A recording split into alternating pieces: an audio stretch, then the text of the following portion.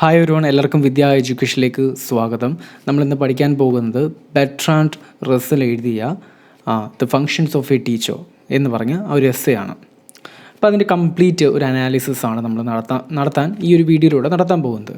നമ്മൾ essay section by സെക്ഷനായിട്ട് analysis ചെയ്യുന്നതിന് പകരം ഇതിലുള്ള മെയിൻ കാര്യങ്ങൾ, മെയിൻ ഇൻസിഡൻസ് ഒക്കെ പറഞ്ഞു പോകുമ്പോഴത്തേക്ക് നമുക്കിതിൻ്റെ ഈ ഒരു ക്ലാസ് കംപ്ലീറ്റ് ചെയ്യാൻ പറ്റും. കാരണം വെച്ചാൽ എസ്സേ പറഞ്ഞു തുടങ്ങിയാൽ ഓരോ ലൈൻ ബൈ ലൈൻ എക്സ്പ്ലനേഷൻ കൊടുത്തു കഴിഞ്ഞാൽ ഏകദേശം ഒരു 2.5 മണിക്കൂർ പോകേണ്ടി വരും.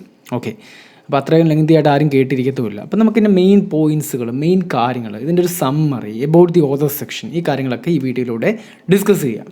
സോ ആദ്യമായിട്ടാണ് നിങ്ങൾ ഈ ചാനൽ കാണുന്നതെങ്കിൽ ഈ ചാനൽ സബ്സ്ക്രൈബ് ചെയ്യാൻ മറക്കല്. തൊട്ടപ്പുറത്ത് ബെൽ ബട്ടൺ ഉണ്ട്, അതോടെ ഇനേബിൾ ചെയ്യുക. സോ എസ്സേയുടെ സമ്മറിയിലേക്ക് തന്നെ നമുക്ക് ആദ്യം കിടക്കാം. നമുക്ക് ഡീറ്റെയിൽ ആയിട്ടൊന്ന് അനാലിസിസ് ചെയ്ത് കഴിയുമ്പോൾ നമുക്ക് ഇതിൻ്റെ കാര്യങ്ങൾ, ഈ ഒരു എസ്സേയിൽ പറയുന്ന കാര്യങ്ങളൊക്കെ ഏകദേശം മനസ്സിലാവും കേട്ടോ. ഈ ഫങ്ഷൻസ് ഓഫ് എ ടീച്ചർ എന്ന് പറഞ്ഞാൽ ആ ഒരു എസ്സേ തുടങ്ങുന്നത് teaching more even than most other profession എന്ന് പറഞ്ഞ ഒരു സ്റ്റാർട്ടിങ് പാരഗ്രാഫിലാണ്, ഒരു പാരയിലാണ്.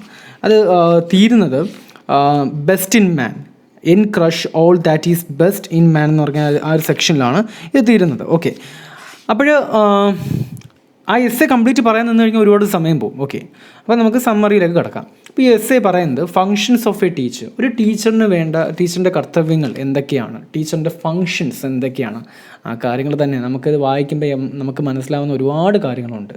ഓക്കെ, അപ്പം കുറച്ച് തിയറീസ് പുള്ളിക്കാരൻ ഇതിൽ പറയുന്നുണ്ട്. അതായത് എഡ്യൂക്കേഷൻ ഡിപ്പാർട്ട്മെൻറ്റുമായിട്ട് റിലേറ്റ് ചെയ്താണ് കുറേ തിയറീസ് പറയുന്നത്. ഓക്കെ, ടീച്ചർ എങ്ങനെ ആയിരിക്കണം, ഒരു ടീച്ചർ, നല്ല ഒരു ഗുഡ് ടീച്ചർ എങ്ങനെ ആയിരിക്കണം, അങ്ങനെയുള്ള എല്ലാ കാര്യങ്ങളും ഇതിൽ ഡിസ്കസ് ചെയ്യുന്നുണ്ട്. ഓക്കെ, അപ്പോൾ ടീച്ചറിന് എന്തും ചിന്തിക്കാനുള്ള അവകാശമുണ്ടായിരിക്കണം, ടീച്ചറിന് എന്തും എക്സ്പ്രസ് ചെയ്യാനുള്ള അവകാശമുണ്ടായിരിക്കണം. Russell advocates that a teacher must have the freedom to teach how he likes it, as well as the ideas what he thinks is right and beneficial for his students. എന്ന് വെച്ച് കഴിഞ്ഞാൽ ഒരു ടീച്ചറിന് സ്വമേധയാ ചിന്തിക്കാനും സ്വന്തം കാര്യങ്ങൾ, സ്വന്തം ഒപ്പീനിയൻസ് സ്റ്റുഡൻസിന് മുമ്പിൽ എക്സ്പ്രസ് ചെയ്യാനുള്ള അവകാശം, സ്വാതന്ത്ര്യം ഉണ്ടായിരിക്കണം. അതുപോലെ തന്നെ ഉള്ളിൽ തോന്നുന്ന ideas, what he think is right, ശരിയാണെന്ന് തോന്നുന്ന ഐഡിയാസ് എന്ത് ചെയ്യണം, ടീച്ചറിന് മുമ്പ്, ടീച്ചറിന് കുട്ടികൾക്ക് ബെനിഫിഷ്യൽ ആണെങ്കിൽ പറഞ്ഞു കൊടുക്കണം. ഇപ്പോൾ എല്ലാ കാര്യങ്ങളും ചെന്ന് പറഞ്ഞു കൊടുക്കാൻ പറ്റത്തില്ല അല്ലേ, അങ്ങനെ നമ്മൾ ചിന്തിക്കണം. നമുക്ക് പറഞ്ഞു കൊടുക്കാൻ പറ്റണം. ഒരു ടീച്ചർ എന്ന നിലയിൽ നിങ്ങൾ നാളെ ഒരു സ്റ്റുഡൻറ്റിൻ്റെ ഫ്രണ്ടിൽ, ഒരു സ്റ്റുഡൻസ്, ബഞ്ച് ഓഫ് സ്റ്റുഡൻസ്, നിങ്ങളുടെ ഒരു ഗ്രൂപ്പ് ഓഫ് സ്റ്റുഡൻസ് നിങ്ങളുടെ മുമ്പിൽ ഇങ്ങനെ ഇരിക്കുമ്പോഴത്തേക്ക് എന്തും പറയാം എന്നുള്ളൊരു അവകാശം നിങ്ങൾക്കില്ല. പക്ഷേ കുട്ടികൾക്ക് ബെനിഫിഷ്യൽ ആയിട്ടുള്ള കാര്യങ്ങൾ, നിങ്ങൾക്ക് ശരി എന്ന് തോന്നുന്ന കാര്യങ്ങൾ നിങ്ങൾക്ക് എക്സ്പ്രസ് ചെയ്ത് പറയാം. No problem, no issues. ഇപ്പം ഒരു ക്ലാസ്സിൽ ചെന്ന് വന്നിട്ട് വർഗീയവാദി, ഇപ്പോൾ തീവ്രവാദികളെ പറ്റി തീവ്രവാദം നമുക്ക് ഇഷ്ടമുള്ളൊരു കാര്യമാണ് എന്ന് ചിന്തിക്കുക, അല്ലെങ്കിൽ ബൈക്ക് റേസിങ്, അല്ലെങ്കിൽ എന്താ പറയുക, ഹെൽമെറ്റ് ഇല്ലാത്ത ബൈക്ക് ഓടിക്കുക നമുക്കിഷ്ടമുള്ള കാര്യമാണെന്ന് ചിന്തിക്കുക. അതുപോലെ തന്നെ പല കാര്യങ്ങളും എന്ന് വെച്ചാൽ റൂൾസിൽ എതിരെയുള്ള കാര്യങ്ങൾ, നമുക്കിഷ്ടപ്പെടുന്ന കുറച്ച് കാര്യങ്ങൾക്ക് ആ ടീച്ചറിന് സ്പെഷ്യലായിട്ട് അതിൽ ഇൻട്രസ്റ്റ് ഉണ്ട്. അപ്പോൾ അതൊക്കെ കുട്ടികൾക്ക് പറഞ്ഞു കൊടുത്തു കഴിഞ്ഞാൽ ഇറ്റ്സ് നോട്ട് ബെനിഫിഷ്യൽ. ഇപ്പം ഇതിൽ എടുത്ത് പറയുന്നുണ്ട് ബെനിഫിഷ്യൽ ഫോർ ഹിസ് സ്റ്റുഡൻസ്, കുട്ടികൾക്ക് ബെനിഫിറ്റ് ആയതും ടീച്ചറിന് റൈറ്റ് എന്ന് തോന്നുന്നതുമായിട്ട് കാര്യങ്ങൾ എക്സ്പ്രസ് ചെയ്യാനുള്ള അവകാശം ടീച്ചറിന് ഉണ്ടായിരിക്കണം. A teacher is a guardian of civilization. Teacher സിവിലൈസേഷൻ്റെ ഒരു ഗാർഡിയനാണ്, സത്യമല്ലേ? ഫ്യൂച്ചർ ജനറേഷൻ കൺസ്ട്രക്റ്റ് ചെയ്യുന്നതിൽ, അല്ലെങ്കിൽ ഒരു ജനറേഷനെ വാർത്തെടുക്കുന്നതിൽ ടീച്ചറിന് ബിഗ്ഗസ്റ്റ് റോളാണ്. ഓക്കെ, ടോപ്പ് റോൾ എന്നൊക്കെ പറയാം. ഇപ്പം നമുക്ക് പേരൻസ് എന്നൊക്കെ നമുക്ക് പറയാമെങ്കിലും, family is the first institution എന്നൊക്കെ പറയുന്നെങ്കിലും ഒരു ടീച്ചർ എന്ന് പറയുമ്പം അതുപോലെ ഇമ്പോർട്ടൻ്റ് ആണ്. ഒരു കുട്ടിയെ വളർത്തിയെടുക്കുന്നതിൽ, അല്ലെങ്കിൽ വാർത്തെടുക്കുന്നതിൽ, ഒരു സിവിലൈസേഷൻ ബിൽഡ് ചെയ്യുന്നതിൽ അതിൻ്റെ ഗാർഡിയനായി നിൽക്കുന്നത് ടീച്ചറാണ്. If you are being teached by a bad teacher, you will be bad. If you are being teached by a good teacher, you will be good. And if you are being taught by a best teacher, you will be the best. Okay, അതാണ് അതിൻ്റെ രീതി എന്ന് പറയുന്നത്. നമ്മളൊരു teacher, പലർക്ക് നമ്മുടെ ലൈഫിൽ പല ടീച്ചേഴ്സിനും സ്ഥാനമുണ്ട്. ചില ടീച്ചേഴ്സ് പറയുന്ന വാക്കുകൾ, ചില ടീച്ചേഴ്സ് പറയുന്ന ഇൻസ്പിറേഷൻ, മോട്ടിവേഷൻ, അതൊക്കെയായിരിക്കും നമ്മളെ ഒരു സെക്ഷനിലോട്ട് കൊണ്ടെത്തിക്കുന്നത്. അത് നിങ്ങൾക്ക് ഒരു നല്ല ടീച്ചറായിട്ട് ഒരാളെ തോന്നിക്കഴിഞ്ഞാൽ ആ ക്ലാസ്സുകൾ നമ്മൾ ഇഷ്ടപ്പെടും, ആ വ്യക്തിയുടെ കോഡ്സ് നമ്മൾ ഇഷ്ടപ്പെടും. അപ്പോൾ അതൊക്കെയാണ്. ഓക്കെ, അപ്പം നമ്മുടെ ചിന്താഗതി മാറ്റാനുള്ളൊരു കഴിവ് ടീച്ചറിനുണ്ട്. നേരെ മറിച്ച് ടീച്ചർ സദാസമയം വഴക്കാണെങ്കിൽ നമ്മൾ മൈൻഡ് ചെയ്യാൻ പോകത്തില്ല. ഓക്കെ, നേർവഴിക്ക് നടത്താൻ ഒരു ടീച്ചർ ഉണ്ടെങ്കിൽ and you will be good, you will be the best. Okay, a teacher is a guardian of civilisation. He should teach his students, he or she should teach his students to weight something impartially, be it a dismal political situation or staggering economy. ഒരു teacher തൻ്റെ കുട്ടികളെ ഇംപാർഷ്യലായിട്ട് behave ചെയ്യാൻ പഠിക്കണം. ഇംപാർഷ്യലായിട്ട് എന്ത് സ്ട്രെസ്സോ, രാഷ്ട്രീയപരമായിട്ടുള്ള എന്തെങ്കിലും സ്ട്രെസ്സുകൾ നിങ്ങൾക്ക് വരുന്നു, അല്ലെങ്കിൽ രാഷ്ട്രത്തിൻ്റെ പേരിലുള്ള എന്തെങ്കിലും സ്ട്രെസ്സുകൾ നിങ്ങൾക്ക് വരുന്നു, ഓക്കെ, ഡിസ്മലായിട്ടുള്ള പൊളിറ്റിക്കൽ സിറ്റുവേഷൻ എന്ന് വെച്ച് കഴിഞ്ഞാൽ ബാഡ് പൊളിറ്റിക്കൽ സിറ്റുവേഷൻ, സ്റ്റാഗറിങ് ആയിട്ടുള്ള എക്കോണമി എന്ന് വെച്ച് കഴിഞ്ഞാൽ ഒരു ചാഞ്ചാട്ടമുള്ള ഒരു എക്കോണമി, ഇതൊക്കെ ഉണ്ടായാലും നമ്മൾ കുലുങ്ങാൻ പാടില്ല. എന്ത് പ്രശ്നമുണ്ടായാലും ധൈര്യത്തോടെ നിൽക്കാൻ ടീച്ചർ പഠിപ്പിക്കണം. ഇംപാർഷ്യലായിട്ട് നിൽക്കാൻ ടീച്ചർ പഠിപ്പിക്കണം. A teacher should not adhere to a specific political party, as well as he must not observe the act of flattery before officers. ഒരു ടീച്ചർ എന്താകാൻ പാടില്ല? He or she should not adhere എന്ന് വെച്ച് കഴിഞ്ഞാൽ, ഒരു adhere എന്ന് വെച്ച് കഴിഞ്ഞാൽ എന്താ, ഒരു ചേർന്ന് നിൽക്കുക, അല്ലെങ്കിൽ അതിൽ പറ്റിപ്പിടിച്ചിരിക്കുക എന്നൊക്കെയാണ് അർത്ഥം വരുന്നത് അല്ലേ. അപ്പോൾ അഡ്ഹിയർ എന്ന് വെച്ച് കഴിഞ്ഞാൽ, അപ്പോൾ adhere to a specific political party, ഒരു പൊളിറ്റിക്കൽ പാർട്ടിയിൽ മാത്രം ഫോക്കസ് ചെയ്തുകൊണ്ട് വേണമെങ്കിൽ നമുക്ക് നമ്മുടെ വ്യൂസ് ഒരു പൊളിറ്റിക്കൽ പാർട്ടിയായിട്ട് നമുക്ക് അനുകൂലമായിട്ട് നിൽക്കായിരിക്കും. പക്ഷേ അതെടുത്തുകൊണ്ട് വന്ന് സ്റ്റുഡൻസിൻ്റെ മുമ്പിൽ വിളമ്പല്ല. ഓക്കെ, നിങ്ങൾക്ക് ഒരു ഇഷ്ടപ്പെട്ട രാഷ്ട്രീയ പാർട്ടി കാണും, അതിന് പല പല പേരുകൾ കാണും, അതൊക്കെ നിങ്ങളുടെ വ്യക്തിപരമായിട്ടുള്ള കാര്യങ്ങൾ. You should not bring here, അല്ലെങ്കിൽ bring in to the class room, അല്ലെങ്കിൽ to the before the students. And as well as he must not observe the act of flattery before officers.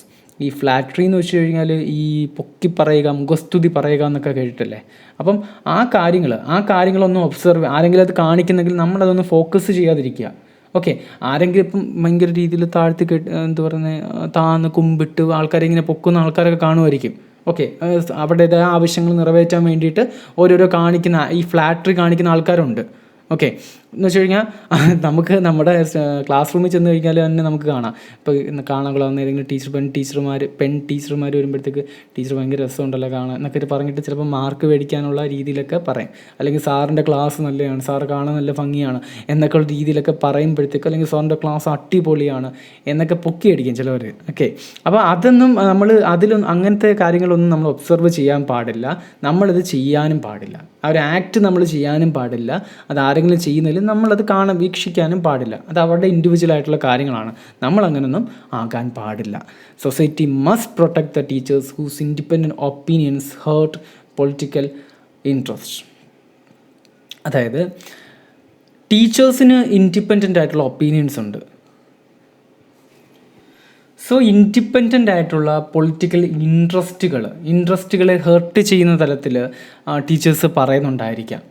Okay, ഇപ്പം for example പറയുകയാണെങ്കിൽ, ഒരു അധ്യാപകന് ഒരു കുട്ടികളോട് വേണമെങ്കിൽ ഇപ്പം ഫോക്കസ് ചെയ്തിട്ട് വേണമെങ്കിൽ പറയാം, എന്താ പറയുക, നിങ്ങൾ രാഷ്ട്രീയ പ്രവർത്തനമായിട്ട് ഇറങ്ങണം, രാഷ്ട്രീയ കാര്യങ്ങളിൽ ഇൻ്റലിജ് ചെയ്യണം, കൊടിയും പിടിച്ചുകൊണ്ട് ഇറങ്ങണം, ഇതൊക്കെ നല്ല നല്ല കാര്യങ്ങളാണെന്നൊക്കെ പറഞ്ഞ് നമ്മുടെ നാട്ടിലെ അവസ്ഥ വെച്ചാണ് പറയുന്നത്. അപ്പോൾ അതൊക്കെ ഒരു ജീവിത ഉപാധിയാണെന്നൊക്കെ ഉള്ള രീതിയിൽ പറഞ്ഞു കൊടുത്തു കഴിഞ്ഞാൽ എന്തായിരിക്കും അവസ്ഥ?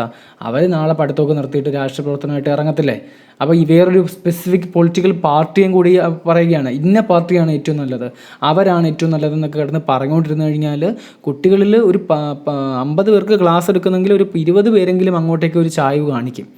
ആ സാറാണ് പറഞ്ഞതെന്നുള്ള രീതിയിൽ അങ്ങോട്ടേക്ക് ചായ്വ് കാണിക്കും. ഓക്കെ, ഇനി ചില ആൾക്കാർ നല്ല കാര്യങ്ങൾ പറഞ്ഞു കൊടുക്കും. എന്ന് വെച്ച് കഴിഞ്ഞാൽ അങ്ങനെ ഇപ്പം വെളിയിലെന്നൊക്കെ പോയി കഴിഞ്ഞാൽ ഒരു പാർട്ടി എന്ന് പറയുമ്പോഴത്തേക്ക്, അല്ലെങ്കിൽ പൊളിറ്റിക്സ് എന്ന് പറയുമ്പോഴത്തേക്ക്, രാഷ്ട്രീയപരമായിട്ടുള്ള കാര്യങ്ങളെന്ന് പറയുമ്പോഴത്തേക്ക് എന്താണ്, അത് അവർക്കൊരു ജീവിത ഉപാധിയല്ല.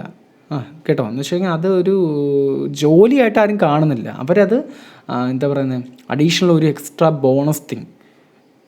എല്ലാം ജോലിയൊക്കെ നേടിയിട്ട് നല്ല നല്ല കാര്യങ്ങളൊക്കെ നല്ല നല്ല കോഴ്സൊക്കെ ചെയ്ത് ജോലിയൊക്കെ നേടിയിട്ട് അഡീഷണലായിട്ട് കാണുന്നൊരു കാര്യമാണ്. ഇവിടെ രാഷ്ട്രീയം തന്നെ ഒരു ജോലിയായിട്ട് മാറിയേക്കാണ് അല്ലേ. അപ്പോൾ അതിനെതിരായിട്ട് ഏതെങ്കിലും ടീച്ചേഴ്സ് പ്രക്ഷോഭങ്ങളോ അല്ലെങ്കിൽ എന്തെങ്കിലും കാര്യങ്ങളോ അതിനെതിരായിട്ട് പറഞ്ഞു കഴിഞ്ഞാൽ ഒരിക്കലും ആ ടീച്ചറിനെ നമ്മൾ അടിക്കാനോ തൊഴിക്കാനോ ഒന്നും പാടില്ല. ഓക്കെ, നല്ല കാര്യമാണ് പറയുന്നതെങ്കിൽ അവരുടെ ഇൻഡിപെൻഡൻ്റ് ആയിട്ടുള്ള ഒപ്പീനിയൻസ് നമ്മൾ വില കൊടുക്കണം. ഓക്കെ, ഇതൊക്കെയാണ് അതിൽ പറയുന്നത്. അടുത്ത ഒരു നല്ല പോയിൻറ്റ്സുകളാണ് പറയുന്നത്. ഇത് പല ആൾക്കാരും എന്നോട് ഷെയർ ചെയ്തിട്ടുണ്ട്. ഈ ഒരു കാര്യങ്ങൾ ഷെയർ ചെയ്തിട്ടുണ്ട്. അത് ഫസ്റ്റ് പോയിൻ്റ് അല്ല, സെക്കൻഡ് ആൻഡ് തേർഡ് പോയിൻറ്റുകളൊന്ന് ജസ്റ്റ് നിങ്ങൾ വായിക്കുമ്പോൾ നിങ്ങൾക്ക് മനസ്സിലാവും, പറഞ്ഞു തരുമ്പോൾ നിങ്ങൾക്ക് മനസ്സിലാവും. എന്ന് വെച്ച് കഴിഞ്ഞാൽ ഒരു ടീച്ചർ അവിടെ കുട്ടികളെ ഈ ജലസി, പ്രജുഡിസ് മൈൻഡ് അതൊന്നും ഉണ്ടാകാൻ പാടില്ല. തൻ്റെ കുട്ടികളെ അതൊന്നും ഇല്ലാതെ വേണം, അല്ലെങ്കിൽ ആ ഒരു കാര്യങ്ങളൊക്കെ എടുത്ത് കളയിപ്പിക്കുന്ന വ്യക്തിയായിരിക്കണം teacher. Teacher be a good mentor അല്ലേ, നല്ലൊരു മെൻറ്റർ ആയിരിക്കണം. എല്ലാ കാര്യങ്ങളും ഈ ഒരു ജലസി, പ്രജുഡിസ് മൈൻഡ് എന്ന് വെച്ചാൽ തൻ്റെ സഹപാഠികളോട് പ്രജുഡിസ് ആയിട്ടുള്ള മൈൻഡുകൾ വെക്കാൻ പാടില്ല. ജലസി, കുശുമ്പ് ഓക്കെ, ആ വക കാര്യങ്ങൾ എക്സ്പ്രസ് ചെയ്യാൻ പാടില്ല. ഇതൊക്കെ ടീച്ചർ പറഞ്ഞു കൊടുക്കണം അല്ലേ. തൻ്റെ കുട്ടികളോട് സന്തോഷം മാത്രം സ്പ്രെഡ് ചെയ്യാൻ പറയുക, ഹാപ്പിനെസ് മാത്രം സ്പ്രെഡ് ചെയ്യാൻ പറയുക. തൻ്റെ സൊസൈറ്റിയിൽ അവനൊരു സമൂഹവുമായിട്ട് ഇടപെടുമ്പോഴത്തേക്ക് സമൂഹത്തിൽ നല്ല നല്ല കാര്യങ്ങൾ സ്പ്രെഡ് ചെയ്യാൻ പറയുക. അല്ലാതെ ഹേട്രഡൊന്നും സ്പ്രെഡ് ചെയ്യില്ല. Spread happiness in there society. ഇനി അടുത്തെയാണ് ഞാൻ പറയാൻ പോകുന്ന ഇമ്പോർട്ടൻറ്റ് പോയിൻ്റ് എന്ന് പറയുന്നത്. ഒരുപാട് പേര് ടീച്ചിങ് പ്രൊഫഷന് പോയിട്ടുണ്ടെങ്കിൽ ഈ ഒരു പോയിൻ്റ് നല്ലവണ്ണം മനസ്സിലാവും. A teacher of today's time has to lead a difficult life. He feels overworked and harassed. Why? Okay, overworked ആണ്, ഹറാസ്ഡ് ആണ്. But okay, we are okay with that അല്ലേ. ഒരു ടീച്ചർ, ഇപ്പം ഞാനും ഒരു ടീച്ചറാണ്, ലെക്ചറാണ്. അപ്പം we feel overworked and harassed. ഓവർവർക്കിന് കുഴപ്പമൊന്നുമില്ല, വർക്കൊക്കെ ചെയ്യാം, പ്രശ്നമൊന്നുമില്ല. But result suggest 2 core factors behind a teacher's miserable condition. അപ്പോൾ ഈ ഒരു ടീച്ചറിൻ്റെ മിസറബിൾ കണ്ടീഷൻ കൊണ്ട് ഈ 2 കോർ ഫാക്ടർ റസൽ പറയുന്നുണ്ട് ഈ ഒരു എസ്സേയിൽ. ആദ്യം, a teacher is considered as a trainer to pass the examination. എന്ന് വെച്ച് കഴിഞ്ഞാൽ എക്സാം പാസ്സാക്കാൻ വേണ്ടി ട്രെയിൻ ചെയ്യുന്ന ഒരു വ്യക്തി മാത്രമാണ് ടീച്ചർ എന്നുള്ള രീതിയിലേക്ക് വ്യൂ പോയിൻറ്റുകൾ മാറി വന്നേക്കുകയാണ് അല്ലേ.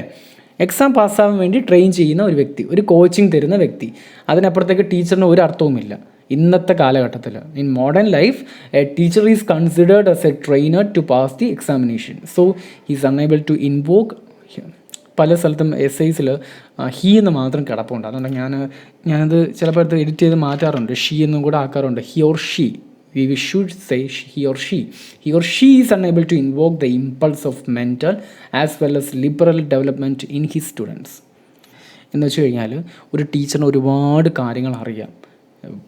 എക്സാം പാസ്സാക്കാൻ വേണ്ടി ഇപ്പോൾ ഏതൊരു സൈഡിൽ കൂടെ പോകുന്ന ഒരു പുള്ളിക്കാരനെ വിളിച്ച് കയറ്റിയാലും പറ്റും. എന്ന് വെച്ച് കഴിഞ്ഞാൽ ഇപ്പോൾ ഇംഗ്ലീഷ് ലാംഗ്വേജ് തന്നെ, ഇപ്പം ഇംഗ്ലീഷ് ലാംഗ്വേജ് പഠിക്കുന്ന ഒരു വ്യക്തിയെ സംബന്ധിച്ചിടത്തോളം അത്യാവശ്യം ഇംഗ്ലീഷ് അറിയാമെങ്കിൽ അത് പറഞ്ഞു കൊടുക്കാനൊക്കെ പറ്റും അല്ലേ, അതൊക്കെ ആർക്കും ചെയ്യാൻ പറ്റുന്നൊരു കാര്യമാണ്. ബട്ട് ഒരു കുട്ടിയെ നല്ല രീതിയിൽ വാർത്തെടുക്കണമെങ്കിൽ, ഒരു നല്ല ജനതയെ വാർത്തെടുക്കണമെങ്കിൽ, സിവിലൈസേഷൻ നല്ല രീതിയിൽ കൊണ്ടുപോകണമെങ്കിൽ എന്ത് ചെയ്യണം? ആ ടീച്ചർ ബെസ്റ്റ് ആയിരിക്കണം. പക്ഷെ അതിനുള്ളൊരു ഫ്രീഡം ഓഫ് സ്പേസ് ആര് തരുന്നില്ല? നമുക്ക് കിട്ടുന്നില്ല.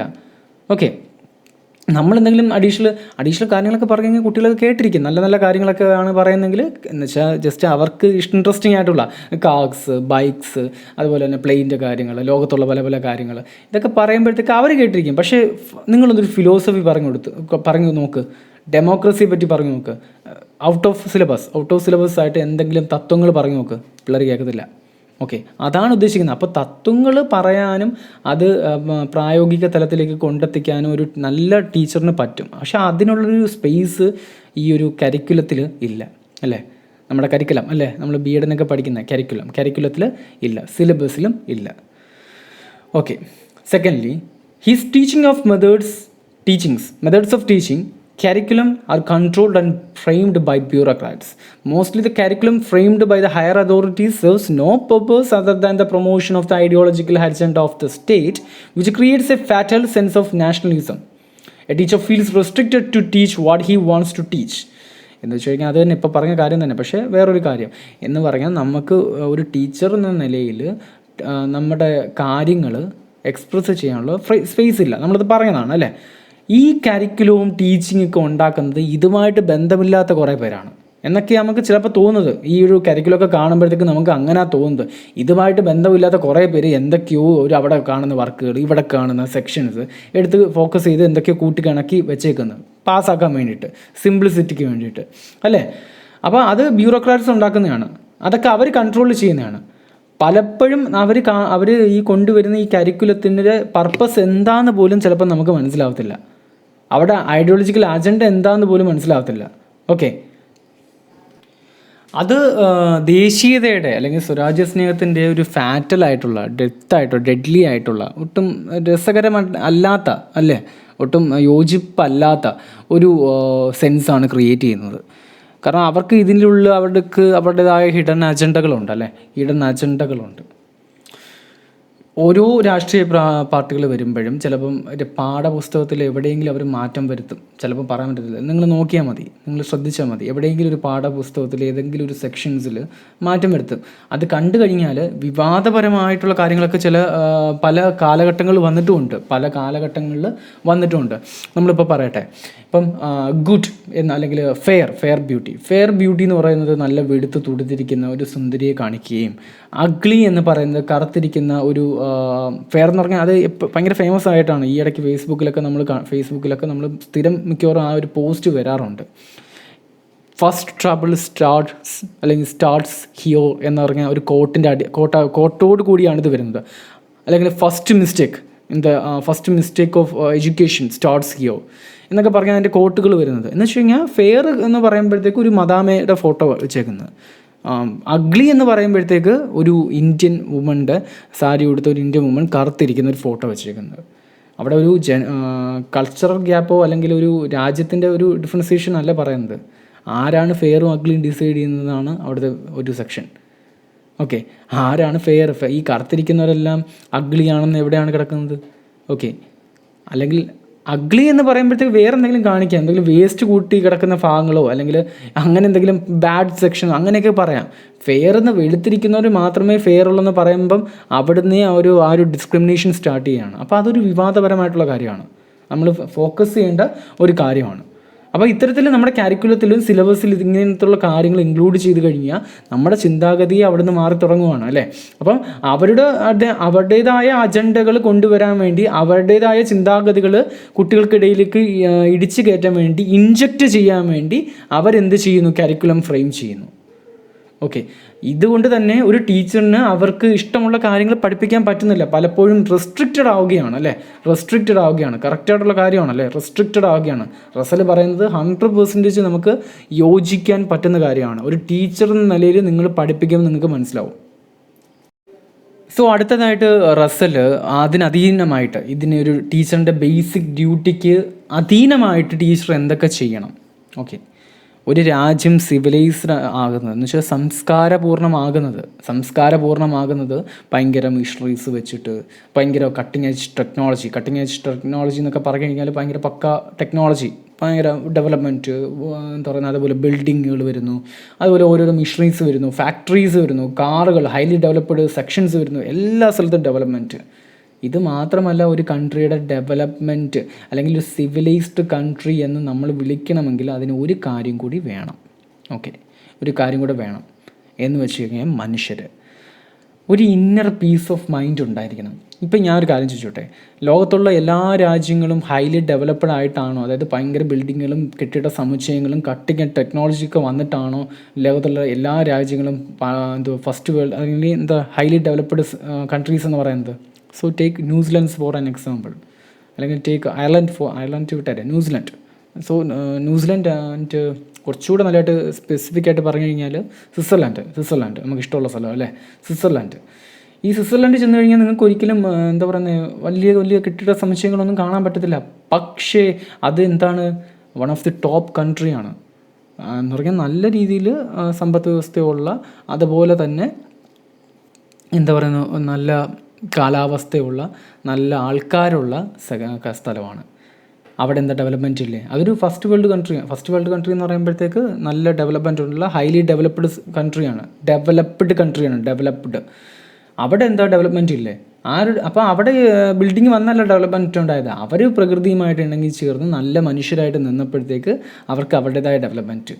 ഓക്കെ, അല്ലാതെ കെട്ടിടങ്ങൾ വരുന്ന മാത്രമല്ല, അല്ലെങ്കിൽ കട്ടിങ് എഡ്ജ് ടെക്നോളജി വരുന്ന മാത്രമല്ല ഡെവലപ്മെൻറ്റ് കൊണ്ട് ഒരർത്ഥം ഉദ്ദേശിക്കുന്നത്. അല്ലെങ്കിൽ സിവിലൈസ്ഡ് ആവുക, ഒരു മനുഷ്യൻ സിവിലൈസ്ഡ് ആവുന്ന എപ്പോഴാണ്?